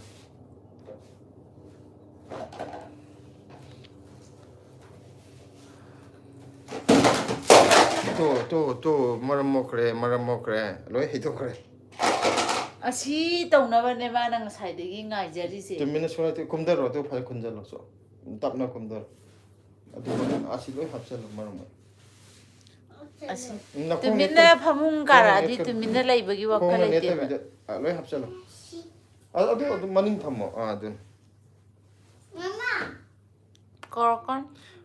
प्रेम लताना ब्लेसी से एमता सकलो ये ब्लेसी जे मा मखा the मा पोचे हैदो कोई खुल्ली अदु लोयरगा सक्चरानी संगदिया नेने न कुइरे ता द बाई जी दे नंगी से ता द कुइरे ना से एमता सकतो ओना अदु लोयरगा अदु याम जने ते कितंग खतो Mo za zu ka ju kham. जो कुइरो To ngo na bi gi ba ne. Okay नाइ मैम चैनल सब्सक्राइब तौदब यावरगदि तौसनबिरो को आई हन्ना हन्ना हायना वारोबिनु अखोगी अनौब चंगबिरक जिंग हाइतारेने को अबेम थोकचोम जु चंगबिरे ए करिगी साउरिबनो हेरे Oh ma blessy sam ne ab da. होगी हाइगिब्रो आई ताउदरा ब्लेसी जे मा पोचै माना कुमदगे तौदे इंथुबुदा तागिबा अदुगी हाइबरमनि साउननि हाइबा Na mo za ga to kai kai tham ge ba. Tu min na pham ra ju pham de ma thoi nang ai sau ni. अदुगा मिलन चिरोमना thank you काका हायरे most welcome से नेने ने इसे त सलो इसे मते खत सलो से थै थै करम इसे Ai sau da na bai sai salo. मामा साउ This is देना good girl. होय नंग त वो ngani अदु बो खोइन रो से Sai ta इसे salo. मते तक सकतो मुनि ने Wakagi. अदु हंजन जन से ए हो हो साउ नक सनु दा Order from Oi Bana. Yamatasu. इसे शादी ओंजल सकतो नत्रो Powder Bana Hapu. I gina kaida. Nung shinaki. इस मैक ला ले दा Kaigi. लांदे सो Tumdara. Trum me. Ha, ya baba tumdara. Hai ro hai ro. तंग चुमद्रे Tumdara. Wakagi. From Oi Bana Ha. very good Gabatasu. Kaudabana puhu. Egina kaida nushingaki. Chaku ke kaladuna. Iminase Lucinda basu. Beredi shotum. Uiba. Tamoida. Loire. Good, thank you. Aduga Premlatana aina yam ngawusi isay ne hai. ꯑꯩꯈꯣꯏꯁꯨ ꯌꯥꯝ ꯄꯥꯝꯖꯩ ꯏꯁꯩꯁꯦ Kama. Isay yam pamjay hai ba. Isay ta. ꯏꯁꯩꯁꯦ ꯂꯩꯁꯥꯔꯤꯉꯩꯗꯀꯣ ꯍꯥꯏꯗꯤ ꯑꯩꯅ ꯍꯦꯛ ꯄꯥꯝꯖꯕ ꯏꯁꯩ ꯑꯣꯏꯔꯗꯤ ꯑꯗꯨꯒꯤ ꯏꯁꯩꯗꯨꯒꯤ ꯃꯌꯦꯛꯇꯣ ꯂꯣꯏꯅꯃꯛ ꯐꯥꯅꯕ ꯍꯣꯠꯅꯩ ꯑꯗꯨꯗꯨꯒ ꯁꯛꯇꯣꯔꯤꯕꯅꯤ ꯍꯥꯏꯗꯤ ꯐꯖꯕ ꯐꯖꯗꯕꯩ ꯅꯠꯇꯅ ꯏꯁꯩ ꯍꯧꯅ ꯊꯥꯒꯠꯂꯅꯤ ꯑꯗꯩꯗꯤ ꯄꯨꯂꯞ ꯁꯛꯃꯤꯟꯅꯕꯗꯣ ꯑꯗꯨꯃꯥꯏꯅ ꯌꯥꯝ ꯇꯧꯔꯦ ꯑꯩꯈꯣꯏꯁꯨ ꯏꯁꯩꯁꯦ ꯌꯥꯝ ꯄꯥꯝꯖꯔꯛꯑꯦ ꯍꯥꯏꯗꯤ ꯑꯩꯅ ꯄꯥꯝꯖꯕ ꯏꯁꯩꯗ ꯇꯔꯥꯔꯛ ꯍꯟ ꯇꯥꯏ ꯑꯗꯣ ꯃꯌꯦꯛ ꯑꯝꯇ ꯆꯤꯟꯐꯥꯄꯣꯠꯇꯦ ꯃꯥ ꯁꯨꯔꯗꯤ ꯍꯩꯅꯤꯕꯀꯣ ꯃꯌꯦꯛꯇꯤ ꯁꯨꯀꯛ ꯀꯪꯉꯣꯏ ꯃꯥꯗꯤ ꯑꯩꯈꯣꯏ ꯁꯨꯔ ꯈꯪꯈ꯭ꯔ ꯂꯣꯏꯔꯦ ꯃꯌꯦꯛꯇꯨꯗꯤ ꯑꯩ ꯑꯄꯥꯝꯕ ꯑꯗꯨꯝ ꯍꯥꯞꯆꯜꯂ ꯁꯛꯄ ꯑꯣꯔꯤꯖꯤꯅꯦꯜ ꯃꯌꯦꯛꯇꯨꯗꯤ ꯑꯝꯇ ꯈꯪꯗꯦ ꯑꯩꯅ ꯄꯥꯝꯖꯕ ꯃꯌꯦꯛꯇꯣ ꯈꯟ ꯍꯥꯞꯄ ꯁꯛꯄ ꯑꯩꯈꯣꯏꯗꯤ ꯄ꯭ꯔꯦꯝꯂꯇꯥꯅ ꯅꯦꯅꯦꯅ ꯈꯨꯕꯥꯛ ꯈꯨꯔꯛꯑꯦ ꯍꯥꯔꯗꯔꯁꯟ ꯁꯔꯃ ꯒꯨꯔꯨꯃꯌꯨꯝꯅ ꯌꯥꯝ ꯍꯩꯀꯣ ꯕ꯭ꯂꯦꯁꯤ ꯍꯥꯏꯔꯛꯑꯦ ꯑꯗꯨꯒ ꯃꯤꯂꯟ ꯆꯤꯔꯣꯝꯅꯁꯨ ꯕꯦꯔꯤ ꯒꯨꯗ ꯕ꯭ꯂꯦꯁꯤ ꯍꯥꯏꯔꯛꯑꯦ ꯃꯤꯂꯟ ꯆꯤꯔꯣꯝ ꯀꯩꯅꯣꯗ ꯂꯝꯁꯥꯡ ꯂꯝꯁꯥꯡꯒꯤ ꯑꯗꯨꯝ ꯈꯪꯉꯅꯤ ꯃꯥ ꯂꯝꯁꯥꯡ ꯃꯌꯥꯗ ꯂꯩꯔꯕꯅꯤꯅꯀꯣ ꯁꯒꯣꯜꯁꯦꯝꯒꯤ ꯏꯃꯨꯡꯗꯣ ꯈꯪꯅꯤꯗꯅ ꯍꯥꯏꯗꯤ ꯀꯩꯅꯣ ꯈꯨꯔꯈꯨꯜꯂꯣꯝꯗ ꯍꯥꯏꯊꯕꯒꯤ ꯃꯔꯤ ꯐꯥꯡꯕꯒꯤ ꯍꯥꯏꯕꯗꯣ ꯂꯝꯗꯤꯡ ꯆꯪꯕꯝ ꯃꯅꯥꯛꯀꯤꯗ ꯂꯝꯗꯦꯡ ꯆꯪꯕꯝ ꯃꯅꯥꯛꯀꯤꯗꯣ ꯑꯗꯩꯗ ꯁꯒꯣꯜꯁꯦꯝ ꯑꯃ ꯇꯥꯏꯗꯅ ꯍꯥꯏꯗꯤ ꯀꯕꯣꯛꯀ ꯄꯣꯛꯄ ꯃꯪꯒꯟꯒ ꯀꯩꯅꯣ ꯇꯧꯕꯗꯣ ꯑꯗꯨꯗ ꯑꯩꯈꯣই ꯏꯅꯦ ꯁꯤꯅꯦ ꯑꯗꯨꯒꯤ ꯀꯩꯅꯣꯗꯣ ꯃꯣꯏ ꯃꯃꯤꯡꯗꯨꯗꯤ ꯑꯩ ꯀꯥꯎꯈ꯭ꯔꯦ ꯂꯨꯂꯨꯅ ꯌꯥꯝ ꯍꯩꯌꯦ ꯇꯥꯃꯣꯒꯤ ꯗꯥꯏꯂꯣꯛꯇꯨꯅ ꯍꯦꯟꯅ ꯅꯣꯛꯑꯦ ꯑꯩ ꯀꯔꯝꯕ ꯗꯥꯏꯂꯣꯛ ꯏꯁꯩ ꯃꯌꯦꯛꯀꯤꯗꯣ ꯃꯥꯅꯅꯦ ꯏꯁꯩꯁꯦ ꯐꯖꯕ ꯑꯃ ꯁꯛꯑꯦꯕꯀꯣ ꯊꯕꯛ ꯏꯟꯈꯥꯡ ꯑꯁꯥꯏ ꯆꯠꯊꯣꯛꯑꯁꯨ ꯑꯗꯨꯝ ꯁꯛꯄ ꯋꯥꯛꯀꯤꯡ ꯆꯠꯂꯁꯨ ꯑꯗꯨꯝ ꯁꯛꯄ ꯁꯨꯡꯐꯥ ꯐꯥꯗꯕ ꯕ꯭ꯂꯦꯁꯤꯅ ꯑꯣꯏꯅ ꯐꯥꯕ ꯋꯥꯅꯦ ꯃꯌꯦꯛꯁꯦ ꯍꯥꯏꯗꯤ ꯃꯥꯗꯤ ꯏꯔꯒꯁꯨ ꯁꯛꯆꯔꯤꯅꯤꯀோ ꯑꯩꯈꯣꯏꯅ ꯑꯣꯏꯅ ꯑꯇꯥꯕ ꯑꯩꯈꯣꯏꯅ ꯑꯣꯏꯅ ꯐꯥꯕꯗꯣ ꯑꯗꯨꯃꯥꯏꯅ ꯇꯧꯋꯦ ꯅꯍꯥꯟꯋꯥꯏ ꯏꯃꯥꯟꯅꯕꯁꯤꯡ ꯄꯨꯜꯂꯒ ꯁꯨꯝ ꯂꯩꯃꯤꯟꯅꯔꯤꯉꯩꯗ ꯏꯁꯩꯁꯦ ꯁꯛꯅꯤꯡꯕꯒꯤ ꯁꯨꯝ ꯁꯛꯇꯣꯏꯅꯦꯕꯀꯣ ꯁꯨꯔꯗꯤ ꯌꯥꯝ ꯃꯥꯟꯅ ꯁꯛꯇꯣꯏꯅꯦꯕꯀꯣ ꯃꯌꯦꯛꯇꯤ ꯑꯝꯇ ꯆꯨꯝꯗꯕ ꯑꯩ ꯏꯃꯥꯟꯅꯕ ꯃꯨꯟꯅ ꯇꯥꯏ ꯑꯩ ꯏꯁꯩꯁꯦ ꯑꯗꯨꯒ ꯂꯥꯁꯇ ꯚꯥꯏ ꯅꯪ ꯉꯁꯥꯏ ꯁꯛꯏ ꯏꯁꯩꯁꯦ ꯑꯩ ꯉꯁꯥꯏꯗꯤ ꯃꯨꯟꯅ ꯇꯥꯔꯤꯅꯦ ꯑꯩꯗꯤ ꯌꯥꯝ ꯐꯖꯅ ꯁꯛꯄꯣꯏ ꯈꯜꯂꯨꯔꯦ ꯃꯌꯦꯛ ꯑꯝꯇ ꯆꯨꯝꯃꯝꯗꯦ ꯍꯧꯕꯗꯩ ꯂꯣꯏꯐꯥꯎ ꯃꯌꯦꯛ ꯑꯝꯇ ꯆꯨꯝꯗꯦ ꯍꯥꯏꯔꯤꯌꯦ ꯄ꯭ꯔꯦꯃꯂꯇꯥꯗꯤ ꯏꯁꯩ ꯌꯥꯝ ꯁꯛꯂꯛꯑꯦ ꯑꯩꯗꯤ ꯌꯥꯝ ꯏꯀꯥꯏꯔꯛꯑꯦ ꯑꯩꯗꯤ ꯁ꯭ꯇꯦꯖ ꯊꯣꯛꯄ ꯌꯥꯝ ꯏꯀꯥꯏꯖꯩ ꯑꯩꯗꯤ ꯅꯍꯥꯟꯋꯥꯏ ꯁ꯭ꯀꯨꯜꯗ ꯀꯣꯂꯦꯖꯇ ꯏꯁꯩ ꯌꯥꯝ ꯁꯛꯂꯛꯑꯦ ꯏꯁꯩ ꯁꯛꯄꯁꯨ ꯍꯩꯔꯝꯒꯅꯤ ꯑꯗꯨ ꯄ꯭ꯔꯦꯝꯂꯇꯥ ꯍꯩꯔꯝꯒꯅꯤ ꯑꯩꯈꯣꯏꯅ ꯁꯨꯝ ꯄꯥꯝꯖꯕꯅꯤꯗ ꯑꯩꯈꯣꯏꯗꯤ ꯑꯗꯩꯗ ꯑꯩꯈꯣꯏꯗꯤ ꯃꯤꯃꯥꯡ ꯊꯣꯛꯄ ꯏꯀꯥꯏꯔꯛꯄꯗꯣ ꯌꯥꯝ ꯏꯀꯥꯏꯔꯛꯑꯦ ꯍꯥꯏꯕ ꯏꯁꯩ ꯇꯥꯕꯗꯤ ꯌꯥꯝ ꯄꯥꯝꯖꯕ ꯑꯗꯨꯒ ꯀꯩꯅꯣꯒꯤ ꯃꯤꯒ ꯎꯗ꯭ꯔꯀꯥꯟꯗ ꯏꯇꯣꯟꯗꯒ ꯂꯩꯔꯀꯥꯟꯗꯒ ꯉꯪꯕ ꯀꯥꯡꯕꯨꯗꯨ ꯑꯣꯏꯗꯣꯏꯅꯦꯕ ꯌꯨꯝꯗꯒꯗꯤ ꯄꯨꯡꯆꯛꯇꯒ ꯁꯛꯆꯕꯤ ꯀꯥꯡꯕꯨꯗꯣ ꯃꯤꯒ ꯐꯠꯂꯧ ꯂꯥꯛꯑꯒꯅ ꯈꯪꯂꯦꯞꯀ ꯂꯦꯞꯄꯗꯣ ꯃꯤ ꯍꯦꯛ ꯂꯥꯛꯇ꯭ꯔꯒꯅ ꯁꯛꯄ ꯑꯗꯒꯤ ꯃꯤ ꯀꯅꯥꯝ ꯎꯗ꯭ꯔꯒ ꯂꯧꯕꯨꯛ ꯂꯝꯍꯥꯡꯗ ꯑꯣꯏꯔꯒꯅ ꯇꯤꯡꯈꯠ ꯁꯛꯇꯣꯏꯅꯦꯕꯀꯣ ꯃꯤ ꯂꯩꯔꯒꯅ ꯑꯃꯨꯛ ꯇꯞꯅ ꯁꯛꯄ ꯏꯅꯥꯛꯇ ꯍꯦꯛ ꯂꯥꯛꯑꯒꯅ ꯇꯨꯃꯤꯟꯅ ꯑꯃꯨꯛ ꯂꯩꯕ ꯁꯥꯕ ꯂꯨꯂꯨꯅ ꯅꯣꯛꯁꯜꯂꯛꯑꯦ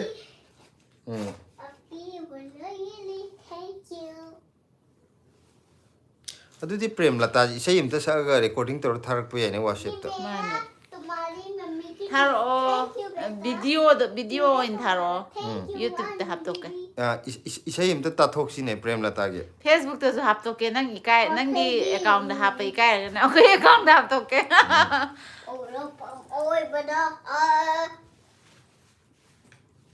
ꯁꯤ ꯅꯪ ꯃꯣꯖꯥꯗꯣ ꯀꯥꯏ ꯊꯝꯈ꯭ꯔꯒꯦ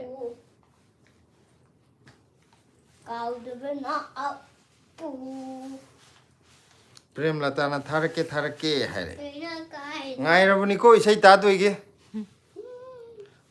ꯀꯩꯅꯣ ꯇꯧꯗꯅ ꯍꯧꯖꯤꯛ ꯑꯩꯈꯣꯏꯅ ꯀꯩꯅꯣꯗ ꯁꯤꯂꯥꯅꯒ ꯊꯥꯒꯠꯄꯗ ꯚꯥꯏꯔꯦꯜ ꯆꯠꯈ꯭ꯔꯗꯤ ꯏꯁꯩ ꯁꯛꯄ ꯑꯐꯥꯎꯕ ꯑꯣꯏꯗꯣꯏꯅꯦ ꯃꯌꯥꯝ ꯅꯦꯛꯂꯛꯀꯗꯣꯏꯅꯦ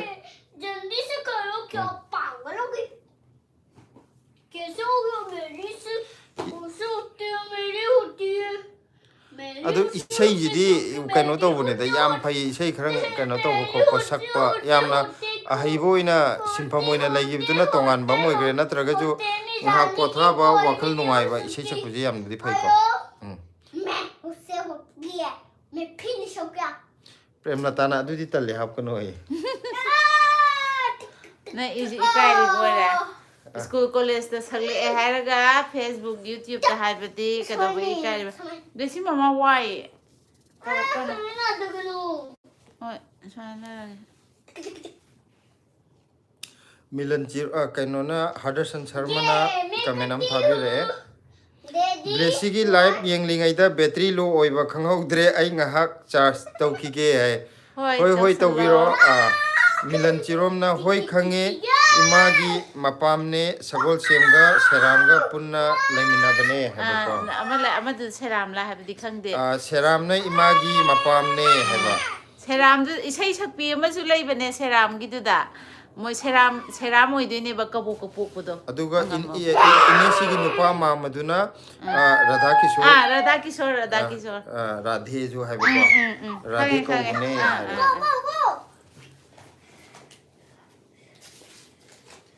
adudi silai changai yam chawramine kaka ai ko ang ngaw am sa harakana ai chawra di nang su chawre na kaka na men chawre ne Premlata na ikai bagi nate aphaw mayam da loina lehora adu hai be silana ga kaino to sadananda ga ngawjari je loi lehogdoine he adudi haparoge sadananda do adum ai ngawjarage dum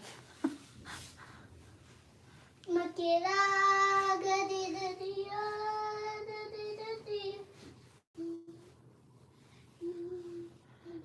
nahan sadanda unawai du da angang je class kya tamage angang je class kya tamage ai di blessy moi ma se hai na adu da video yang ka da ingon da hai boy rame masin bi je chono ju na ram gani sadanda ma jo aseng makhang gra jalo gangomani aina angaw da bi chono chu da bi sara chap da wang khang du kare kona du video di yang ga ai haina da hongra adu oi ban come on adu Premlata na adune wa kaina ni ba hai re ka mana ka atu kano to gra jo aina hap ne se kan silana hapaga na kariba nang iduna Facebook aina hapaga na YouTube to ina la ange basically na ayang power ka na kano to budo isai ga program yam ko radi kano percentage khara khai ro paisa gi natraga paisa thabda khunbala ke Desi tau no sambai no aina khwai songning ba sambai ba scooter thoi de samna pae sambai ba ai am songning tawronu mama na tawronu ngon dadi kaim kai de pai o samda pai ge ram nang massage tawr ge ai di kaim kai de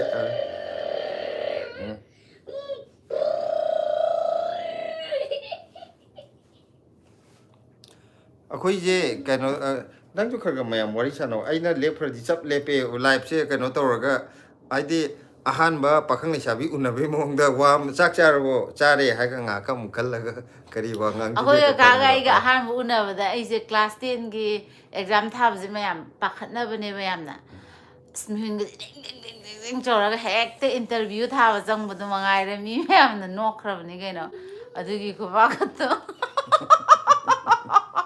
ya hainade mama deri ki umda chala ga ina shi jaga bane de hoi thamma yar kano na Premlata gi hana paudri ha adudi paisa yena se hare aduga Premlata na nungju yena ji ko ai nungju yena ji akhoi yum foundation hora loire aduga kaino henjo hai ro kai lam dai no hai Delhi dai ne akhoi di phomrok sifai da gi ne mathak aduga hujik Delhi da lai jabane mang ado channel da no boy di akhoi channel da jo subscribe to biro matak ta blessy no ngona lai bedo manglen lai shramna blessy na maning da yam kanna sanari he blessy ngasi di blessy amuk thengnare hai ko khuman chana sadananda dai lawai tang mase akhoi heli adusu ꯆꯥꯎꯊꯣꯛꯆꯗꯦ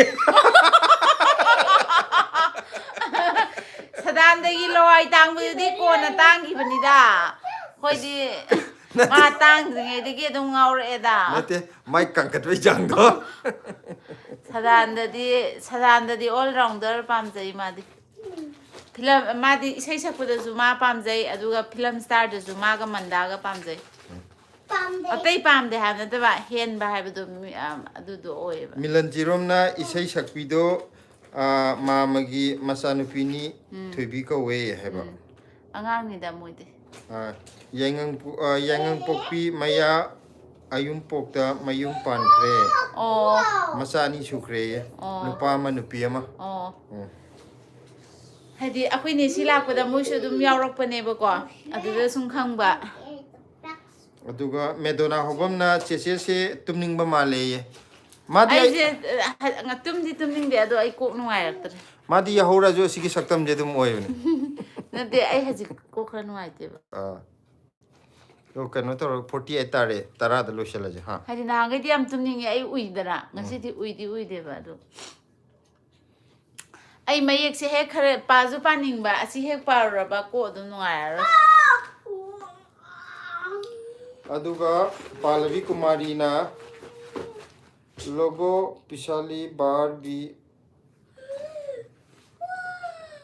मिले थे याद है उन्हें हाँ हाँ पिछले बार भी मिला था हम याद है हाँ आप लोगों का याद है जो मैं पिछली वाली थी हाँ हाँ याद है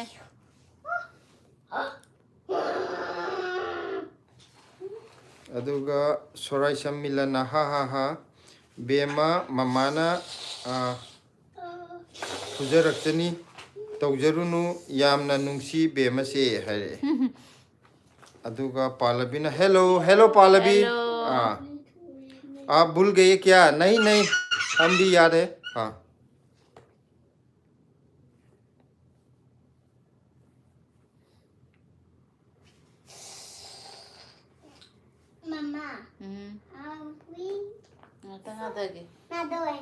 सिलागी हुजिक मागी बैटरी लोइसलकदोरे तम कनो तवे डाउन है तो थुनो ओइसलेबा मोइदी डाउन ओइदिजे कई खमरा नुंदिन ngaktang oisu tummeba akhoi tumme yadeba thaba yang kalle याम मानबोन सुमे सुमे सुमे पृथ्वी दे लेइबा मयाम जे थबक मा लोइ तौथो लाखुने मा जे चोक्थरवदन खुमन चाना अदुननी माना माना सोमजब लेखोंदो मीना नासोमने मीगी ओइखरिदो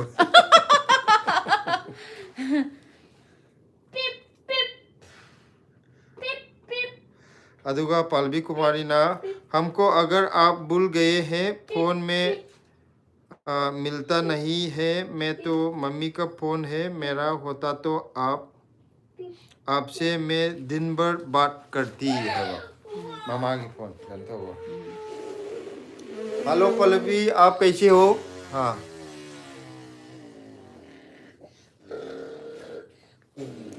अदो तौबुदी सिलाओ इमुंगदी लोइनमक सदानंददा गावे हैबनी मोइदी मोइ मसिमनाव लोइनमक अदुगा इमा बाबाजु लोइनमक याम पामजे खoi इबुंगो खतंग दिनेश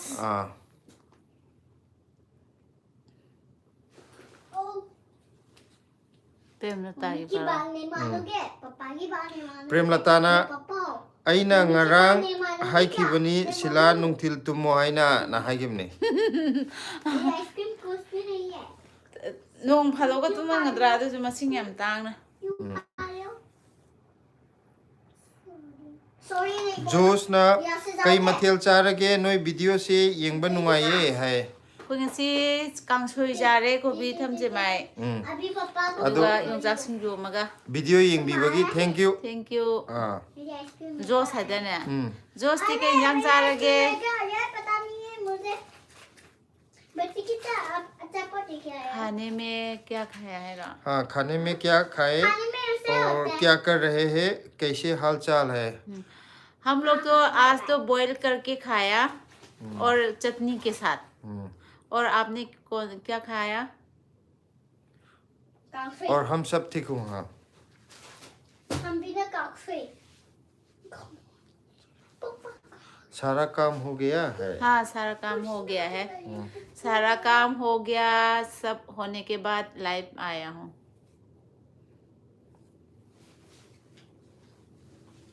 प्रेमलता ना सदानंद दो इपाम गा नकनये ऐशु मासे अदुम पामजई हरे अदुम पामजई है वहाई जे माइक कोसीएम या ए कनो तो वे खोदी याम पामजई सदानंद टॉप 1 आई अखोई अखोई दी फिल्म स्टार दजु सिंगर दसु 1 अखोई दी जॉय कुमार नंबर 1 नंग न सकतु को जाने मादी इसे सकतो जॉय कुमार की दादे तो सब लेवा अखोई काजे कई नो आई तन म्याउ जानी है अखोई दी जॉय कुमार की से इसई दजु जॉय कुमार नंबर 1 अदगी रेडियो लीला की दजु जॉय कुमार तानिंग दे ना जॉय कुमार की यूरिडियस काम से यम तानिंग दे कई नोगा तो फजद्रो निरुपमा गाय द मागी माई मा आई ने सुम पाम्बो योग दे No, baby, also. पहाड़ी की मखोंदी फजद्रा अहन ओइरजो जॉय कुमार की मखोंदी अइना सुम पामजदबदो ओइ पहाड़ी की मखोंदी अदो अखोई दी जॉय कुमार ने फजई पहाड़ी जुदी पुपू ओइदोइने पहाड़ी जो फजई जॉय कुमार जो फजई अखोई दी अहन ने फजई अदो पहाड़ी की दी तानिंगे जॉय कुमार दी तानिंगे अदो अखोई दी सदानंद जे फजई अदु जो जॉय कुमार ने हेले ताजो आई तानिंग दे आनु जॉय कुमार माजे जॉय कुमार की तानिंगे आई याम नोकनिंगे हाबा आजु नंग सदानंद तानिंगे दे याम नोकनिंगे तानिंग दे है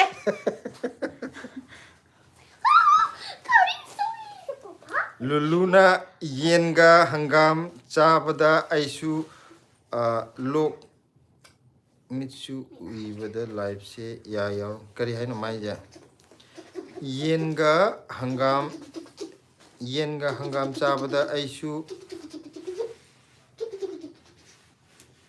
मित्से उइबदा लाइफ से आयोर में हैदरो मैं या योरमेन दा है रे आयोरमे है कृष्णा भूषण शर्मा लाई मयू हाय कृष्णा खोई चैनल से सब्सक्राइब तो वीडियो में आम हाइदी लाइव चंगागा तौबीदब यावरगदी तौबीरो ओ ब्लेसिनो ओना मथक्ता थारिदो अखोइगी चैनल गी ममिंग ने अदुदा नमजन बिरगा सब्सक्राइब तो बियो लाइव पु चंगबिर अदि लाइव दुम नंबियो में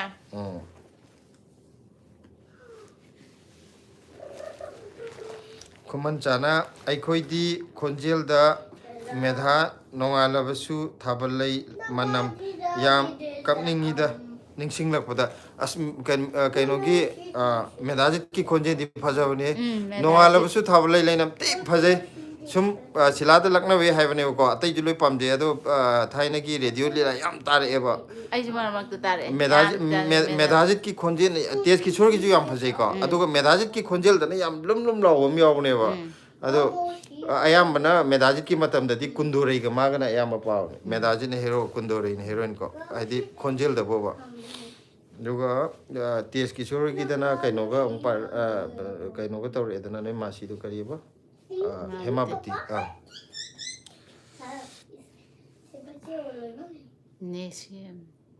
नेसी हबरा नसरीना हाय एको क्रैकर लाइसमना लाइव तो लोइगिरोइद्रो है लोइरदोने पुंग 10 चपचाना लोइगे तौने हौजिक 56 मिनिट मरी जिदे तौरा लोइसलानी क्रेजी गेमिंग ना चाक चारबो हाय चाक चारे क्रेजी गेमिंग दी कई मथेल चारगे चाक चारब्रादी हंगरोइगे बा हादी मतम जे थेंजले अदुना करी हिंजांग ओइना चारगे अदुगा का कान मथेल नो हंगे कांगसोइ चाय ngasiदी कांगसोइ गा योंगजा सिंजुगा अदुगा कांतना ब्रो आइना दोदोई के शामदो है और समाज अतोपे अकाउंट नमदे मुजांग बुको हेलो दोदोई दोदोई अदुदी चैनल से सब्सक्राइब तौरंगिरोइ नंग अदुदी तौसलो अनो अकाउंट नि संगामनि ना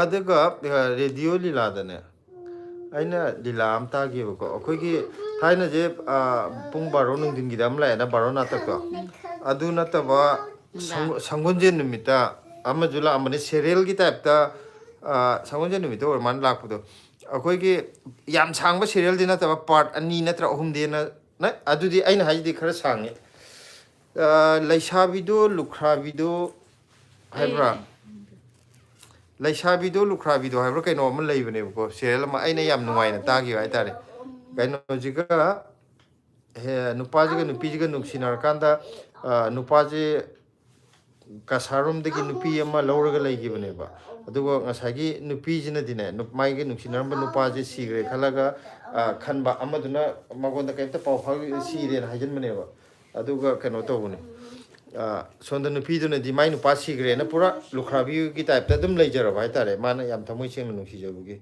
ꯑꯗꯨꯗꯤ ꯑꯃꯅ ꯑꯗꯨꯒ ꯅꯨꯄꯥ ꯑꯇꯩꯅ ꯑꯇꯣꯞꯄ ꯅꯨꯄꯥ ꯑꯃ ꯂꯥꯛꯑꯒ ꯑꯃꯨꯛ ꯉꯁꯥꯏꯒꯤ ꯂꯨꯈ꯭ꯔꯥꯕꯤ ꯑꯣꯏꯅ ꯂꯩꯔꯤꯕ ꯂꯩꯁꯥꯕꯤꯁꯦ ꯃꯥ ꯑꯃꯨꯛ ꯌꯥꯝ ꯄꯥꯝꯖꯕ ꯑꯩ ꯀꯩꯅꯣ ꯇꯧꯋꯦ ꯄꯔꯂꯣꯏꯒꯤ ꯃꯩꯔꯤ ꯍꯥꯏꯕ꯭ꯔꯥ ꯑꯗꯨꯗꯣ ꯃꯦꯙꯥꯖꯤꯠ ꯅꯠꯇ꯭ꯔꯥ ꯑꯗꯨꯅ ꯑꯃꯅꯦ ꯅꯠꯇꯦꯗ ꯂꯤꯂꯥꯒꯤ ꯄ꯭ꯔꯂꯣꯏꯒꯤ ꯃꯩꯔꯤꯗꯨꯅ ꯃꯈꯣꯡ ꯇꯦꯛꯑꯒ ꯂꯩꯕꯗꯣ ꯀꯀꯥ ꯅꯪꯗꯤ ꯂꯤꯂꯥꯁꯦ ꯄꯤꯛꯏꯉꯩꯗꯩ ꯇꯥꯔꯝꯒꯅꯤ ꯇꯥꯏ ꯑꯩꯗꯤ ꯄꯤꯛꯏꯉꯩꯗꯩ ꯇꯥꯔꯛꯇꯦꯕ ꯑꯗꯨꯒꯤ ꯑꯩꯅ ꯍꯥꯏꯕꯗꯨꯗꯤ ꯁꯦꯔꯤꯌꯦꯜ ꯑꯣꯏꯅ ꯂꯥꯛꯈꯤꯕꯅꯦꯕ ꯂꯩꯁꯥꯕꯤꯗꯣ ꯂꯨꯈ꯭ꯔꯥꯕꯤꯗꯣ ꯍꯥꯏꯕ ꯀꯩꯅꯣꯝ ꯍꯥꯏ ꯑꯗꯨꯃꯥꯏꯅ ꯍꯥꯏꯕ ꯀꯩꯅꯣꯝ ꯂꯩꯁꯥꯕꯤꯗꯣ ꯂꯨꯈ꯭ꯔꯥꯕꯤꯗꯣ ꯂꯥꯏꯅꯤꯡꯕꯤꯗꯣ ꯍꯥꯏꯕ ꯃꯥꯁꯦ ꯅꯨꯡꯇꯤꯒꯤ ꯂꯥꯏꯅꯤꯡꯉꯒ ꯀꯩꯅꯣꯗ ꯃꯟꯗꯤꯔꯗ ꯑꯗꯨꯝ ꯆꯠꯇꯣꯏꯅꯦꯕꯀꯣ ꯂꯨꯈ꯭ꯔꯥꯕꯤ ꯑꯣꯏꯅ ꯂꯩꯔꯒ ꯑꯗ ꯉꯁꯥꯏ ꯁꯅꯥꯊꯣꯏ ꯅꯨꯄꯥ ꯑꯃꯒꯤ ꯀꯣꯟꯅ ꯃꯉꯣꯟꯗ ꯑꯃꯨꯛ ꯅꯨꯡꯁꯤꯔꯛꯄ ꯅꯨꯄꯥꯗꯣ ꯑꯗꯨꯗꯨꯒꯤ ꯃꯃꯥꯅ ꯌꯥꯝ ꯄꯥꯝꯖꯕ ꯍꯥꯏꯇꯥꯔꯦ ꯇꯧꯕꯗꯨꯗ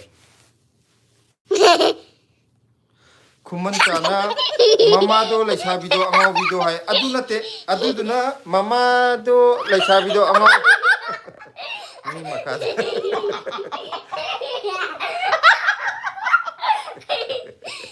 ꯑꯩꯈꯣꯏ ꯀꯀꯥꯒꯤ ꯃꯁꯛꯁꯤꯁꯨ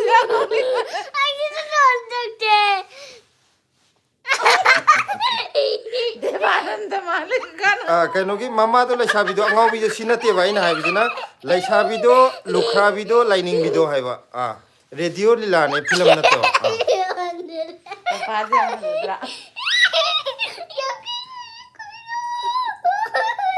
ꯑꯩꯗꯤ ꯀꯥꯟꯇꯅ ꯌꯥꯝ ꯄꯣꯁ ꯇꯥꯕ ꯑꯃ ꯃꯁꯤ ꯌꯥꯔꯦ ꯌꯥꯔꯦ ꯑꯝꯇ ꯂꯣꯏꯁꯟꯒꯦ ꯀꯥꯟꯇꯅ ꯍꯧꯖꯤꯛ ꯑꯃ ꯍꯥꯏꯔꯛꯑꯦ ꯀꯃꯦꯟ ꯑꯃ ꯊꯥꯔꯛꯑꯦ ꯁꯕꯁꯀ꯭ꯔꯥꯏꯕꯀꯤ ꯋꯥꯗꯤ ꯑꯩꯈꯣꯏ ꯏꯃꯨꯡꯒꯤ ꯐꯣꯟ ꯂꯣꯏꯅꯃꯛꯇꯒꯤ ꯇꯧꯈ꯭ꯔꯕꯅꯦ ꯍꯥꯏꯕ ꯊꯦꯡꯛ ꯌꯨ ꯀꯥꯟꯇ ꯑꯝꯇ ꯉꯥꯏꯈꯣ ꯍꯥꯏꯕ ꯃꯤ ꯃꯈꯥꯗ ꯇꯨꯝꯃꯝꯒꯅꯤ ꯌꯥꯝ ꯀꯟꯅ ꯂꯥꯡꯒꯅꯨ ꯁꯕꯁꯀ꯭ꯔꯥꯏꯕ ꯂꯣꯏ ꯇꯧꯈ꯭ꯔꯦ ꯍꯥꯏꯁꯦ ꯌꯦꯡꯉꯣ ꯀ꯭ꯔꯦꯖꯤ ꯒꯦꯃꯤꯡꯅ ꯆꯥꯔꯦ ꯍꯥꯏ ꯈꯨꯃꯟ ꯆꯥꯅ ꯃꯃꯥꯗꯣ ꯂꯩꯁꯥꯕꯤꯗꯣ ꯑꯉꯥꯎꯕꯤꯗꯣ ꯍꯥꯏꯔꯛꯄꯅꯦꯕꯀꯣ ꯁꯤꯁꯤꯅ ꯑꯇꯣꯞꯄ ꯑꯃꯅꯦꯕ ꯑꯩꯅ ꯍꯥꯏꯕꯗꯨꯅ ꯂꯩꯁꯥꯕꯤꯗꯣ ꯂꯨꯈ꯭ꯔꯥꯕꯤꯗꯣ ꯂꯥꯏꯅꯤꯡꯕꯤꯗꯣ ꯍꯥꯏꯕ ꯀ꯭ꯔꯦꯀꯔ ꯂꯥꯏꯁ꯭ꯔꯝꯅ ꯃꯥ ꯑꯁꯦꯡꯕ ꯅꯠꯇꯦ ꯑꯩꯅ ꯑꯁꯦꯡꯕ ꯗꯣꯗꯣꯏꯁꯦ ꯍꯥꯏ ꯗꯣꯗꯣꯏꯁꯦ ꯑꯅꯤ ꯁꯨꯔꯦꯅꯦ ꯀ꯭ꯔꯦꯀꯔꯁꯨ ꯗꯣꯗꯣꯏꯅꯦ ꯍꯥꯏꯕꯀꯣ ꯑꯗꯒꯤ ꯍꯧꯖꯤꯛꯀꯤ ꯑꯃꯗꯨꯁꯨ ꯀꯥꯟꯇꯁꯨ ꯗꯣꯗꯣꯏꯅꯦ ꯍꯥꯏ ꯑꯃꯗꯣ ꯑꯁꯦꯡꯕ ꯅꯠꯇꯦ ꯍꯥꯏ ꯒ꯭ꯌꯥꯟ ꯇꯥꯗ꯭ꯔꯦ ꯑꯩꯈꯣꯏꯁꯨ ꯗꯣꯗꯣꯏ ꯑꯅꯤ ꯁꯨꯕ ꯑꯣꯏꯔꯝꯃꯅꯤꯀꯣ ꯑꯗꯨꯗꯤ ꯀꯥꯟꯇꯅ ꯑꯩ ꯀ꯭ꯔꯦꯀꯔꯁꯤ ꯀꯅꯥꯅꯣ ꯑꯁꯤ ꯁꯣꯏ ꯐꯨꯅꯔꯛꯀꯅꯤ Baba. No, Baba.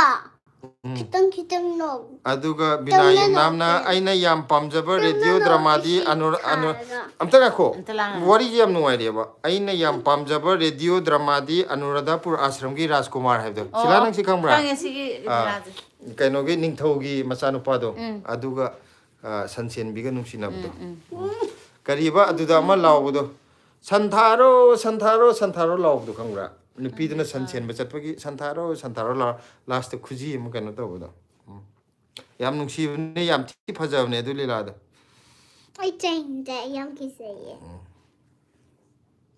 Iragi ama ꯁꯣꯔꯥꯏꯁꯝ ꯃꯤꯂꯟꯅ ꯍꯧꯖꯤꯛ ꯈꯪꯉꯦ ꯁꯩꯁꯛꯄ ꯑꯉꯥꯡꯁꯤꯡꯅ ꯌꯥꯄꯣꯠ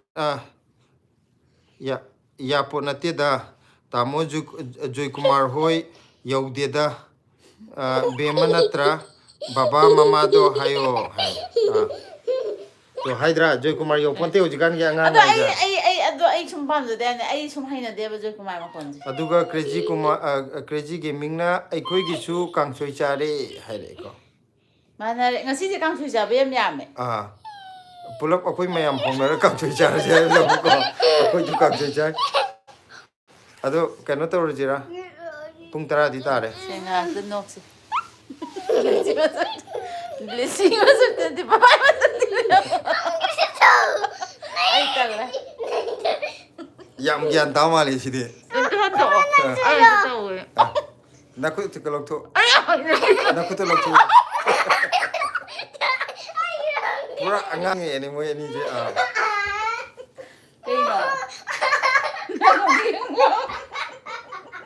이씨, 타러 올라가 놓이요.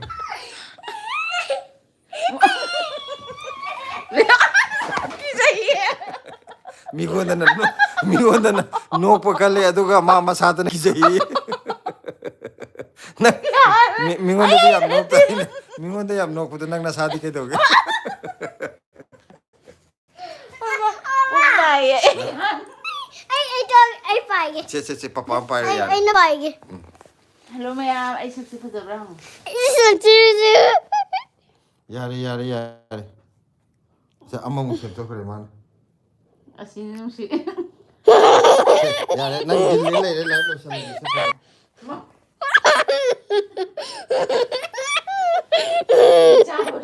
나 옆에 블레시제 수판디 말레 수판디에 कोई कहना भी रहा जोकर की वाली दिखा दे सुपांडी माले ये कोई जोकर ये इंगम ना कंगे अदुगा क्रेकर लाइसन ना मा ये कहना नती से सुंदर यारे सी तम करीन तो रही ना ना पारे आने यासरो मोयो यारे से कुमन चागी मेसेज ना पागे यारे से हम तो पाथो के से ꯑꯗꯨꯝ ꯊꯝꯃꯨ ꯌꯥꯔꯦꯅꯦ ꯉꯁꯤꯁꯦ ꯂꯤꯂꯥꯒꯤ ꯋꯥꯔꯤ ꯁꯥꯟꯅꯔꯗꯤ ꯀꯥꯟꯆꯤ ꯑꯥꯁ꯭ꯔꯝ ꯅꯤꯡꯁꯤꯡꯕꯤꯌꯨ ꯀꯥꯡꯁꯣꯏ ꯍꯥꯎꯔꯝꯅꯤ ꯑꯩꯁꯨ ꯑꯣꯛꯁꯥ ꯍꯥꯞꯄꯒ ꯆꯥꯏ ꯐꯪꯗꯕꯩꯅꯤ Mama to. kaya no Papa to. manzari wari tage ꯑꯩꯁꯨ ꯑꯣꯛꯁꯥ ꯀꯩꯅꯣꯗ ꯑꯩꯁꯨ ꯑꯣꯛꯁꯥ ꯍꯥꯞꯄꯒ ꯆꯥꯏ ꯐꯪꯗꯕꯩ ꯑꯩ Papa tumbi.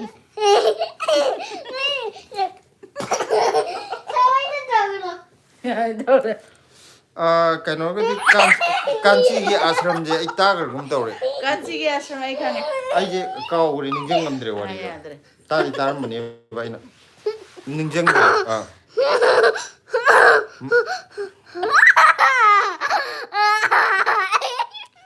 ꯀꯥꯟꯆꯤꯒꯤ ꯑꯥꯁ꯭ꯔꯝꯁꯦ ꯀꯩ ꯋꯥꯔꯤꯅꯣ ꯑꯩ ꯃꯃꯤꯡꯁꯤꯗꯤ ꯇꯥꯈ꯭ꯔꯦ ꯑꯗꯣ ꯑꯩ ꯅꯤꯡꯁꯤꯡꯗ꯭ꯔꯦꯕ ꯋꯥꯔꯤ ꯑꯩꯁꯨ ꯅꯤꯡꯁꯤꯡꯗ꯭ꯔꯦꯕ ꯃꯃꯤꯡꯗꯤ ꯑꯗꯣ ꯔꯦꯗꯤꯑꯣ ꯂꯤꯂꯥꯁꯦ ꯑꯌꯥꯝꯕꯅꯗꯤ ꯂꯣꯏ ꯅꯤꯡꯁꯤꯡꯕꯅꯦ ꯑꯗꯣ ꯁꯤꯃꯗꯤ ꯅꯤꯡꯁꯤꯡꯗ꯭ꯔꯦ ꯑꯩ ꯔꯦꯗꯤꯑꯣꯁꯦ ꯆꯍꯤ 30 ꯁꯨꯔꯛꯄꯗ ꯇꯥꯔꯝꯗꯧ ꯃꯥꯜꯂꯦ ꯑꯗꯥꯏꯗꯒꯤ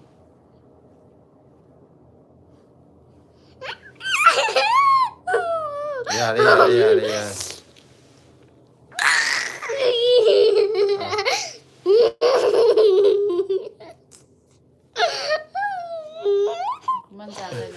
मामा तो उनसे ननो अहिंग तुम यार वही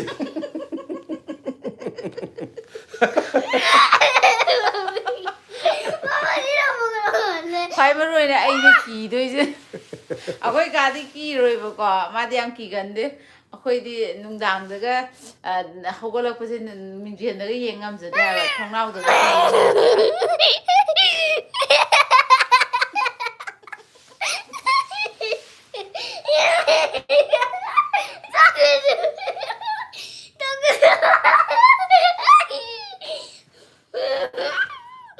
फजल हुए ꯄꯥꯗ ꯑꯝꯇ ꯍꯜꯂꯣ ꯕꯦꯁꯤ ꯅꯉꯣꯟꯗ ꯂꯨꯛꯁ ꯁ꯭ꯃꯥꯏꯂꯤꯡ ꯐꯦꯁ ꯑꯗꯨꯝ ꯑꯣꯏꯕ प्रेम लताना कईनो आईना मम्मी की भी करेंगे आईना मंगरा चारेंगे तो जोकर लुई ओले में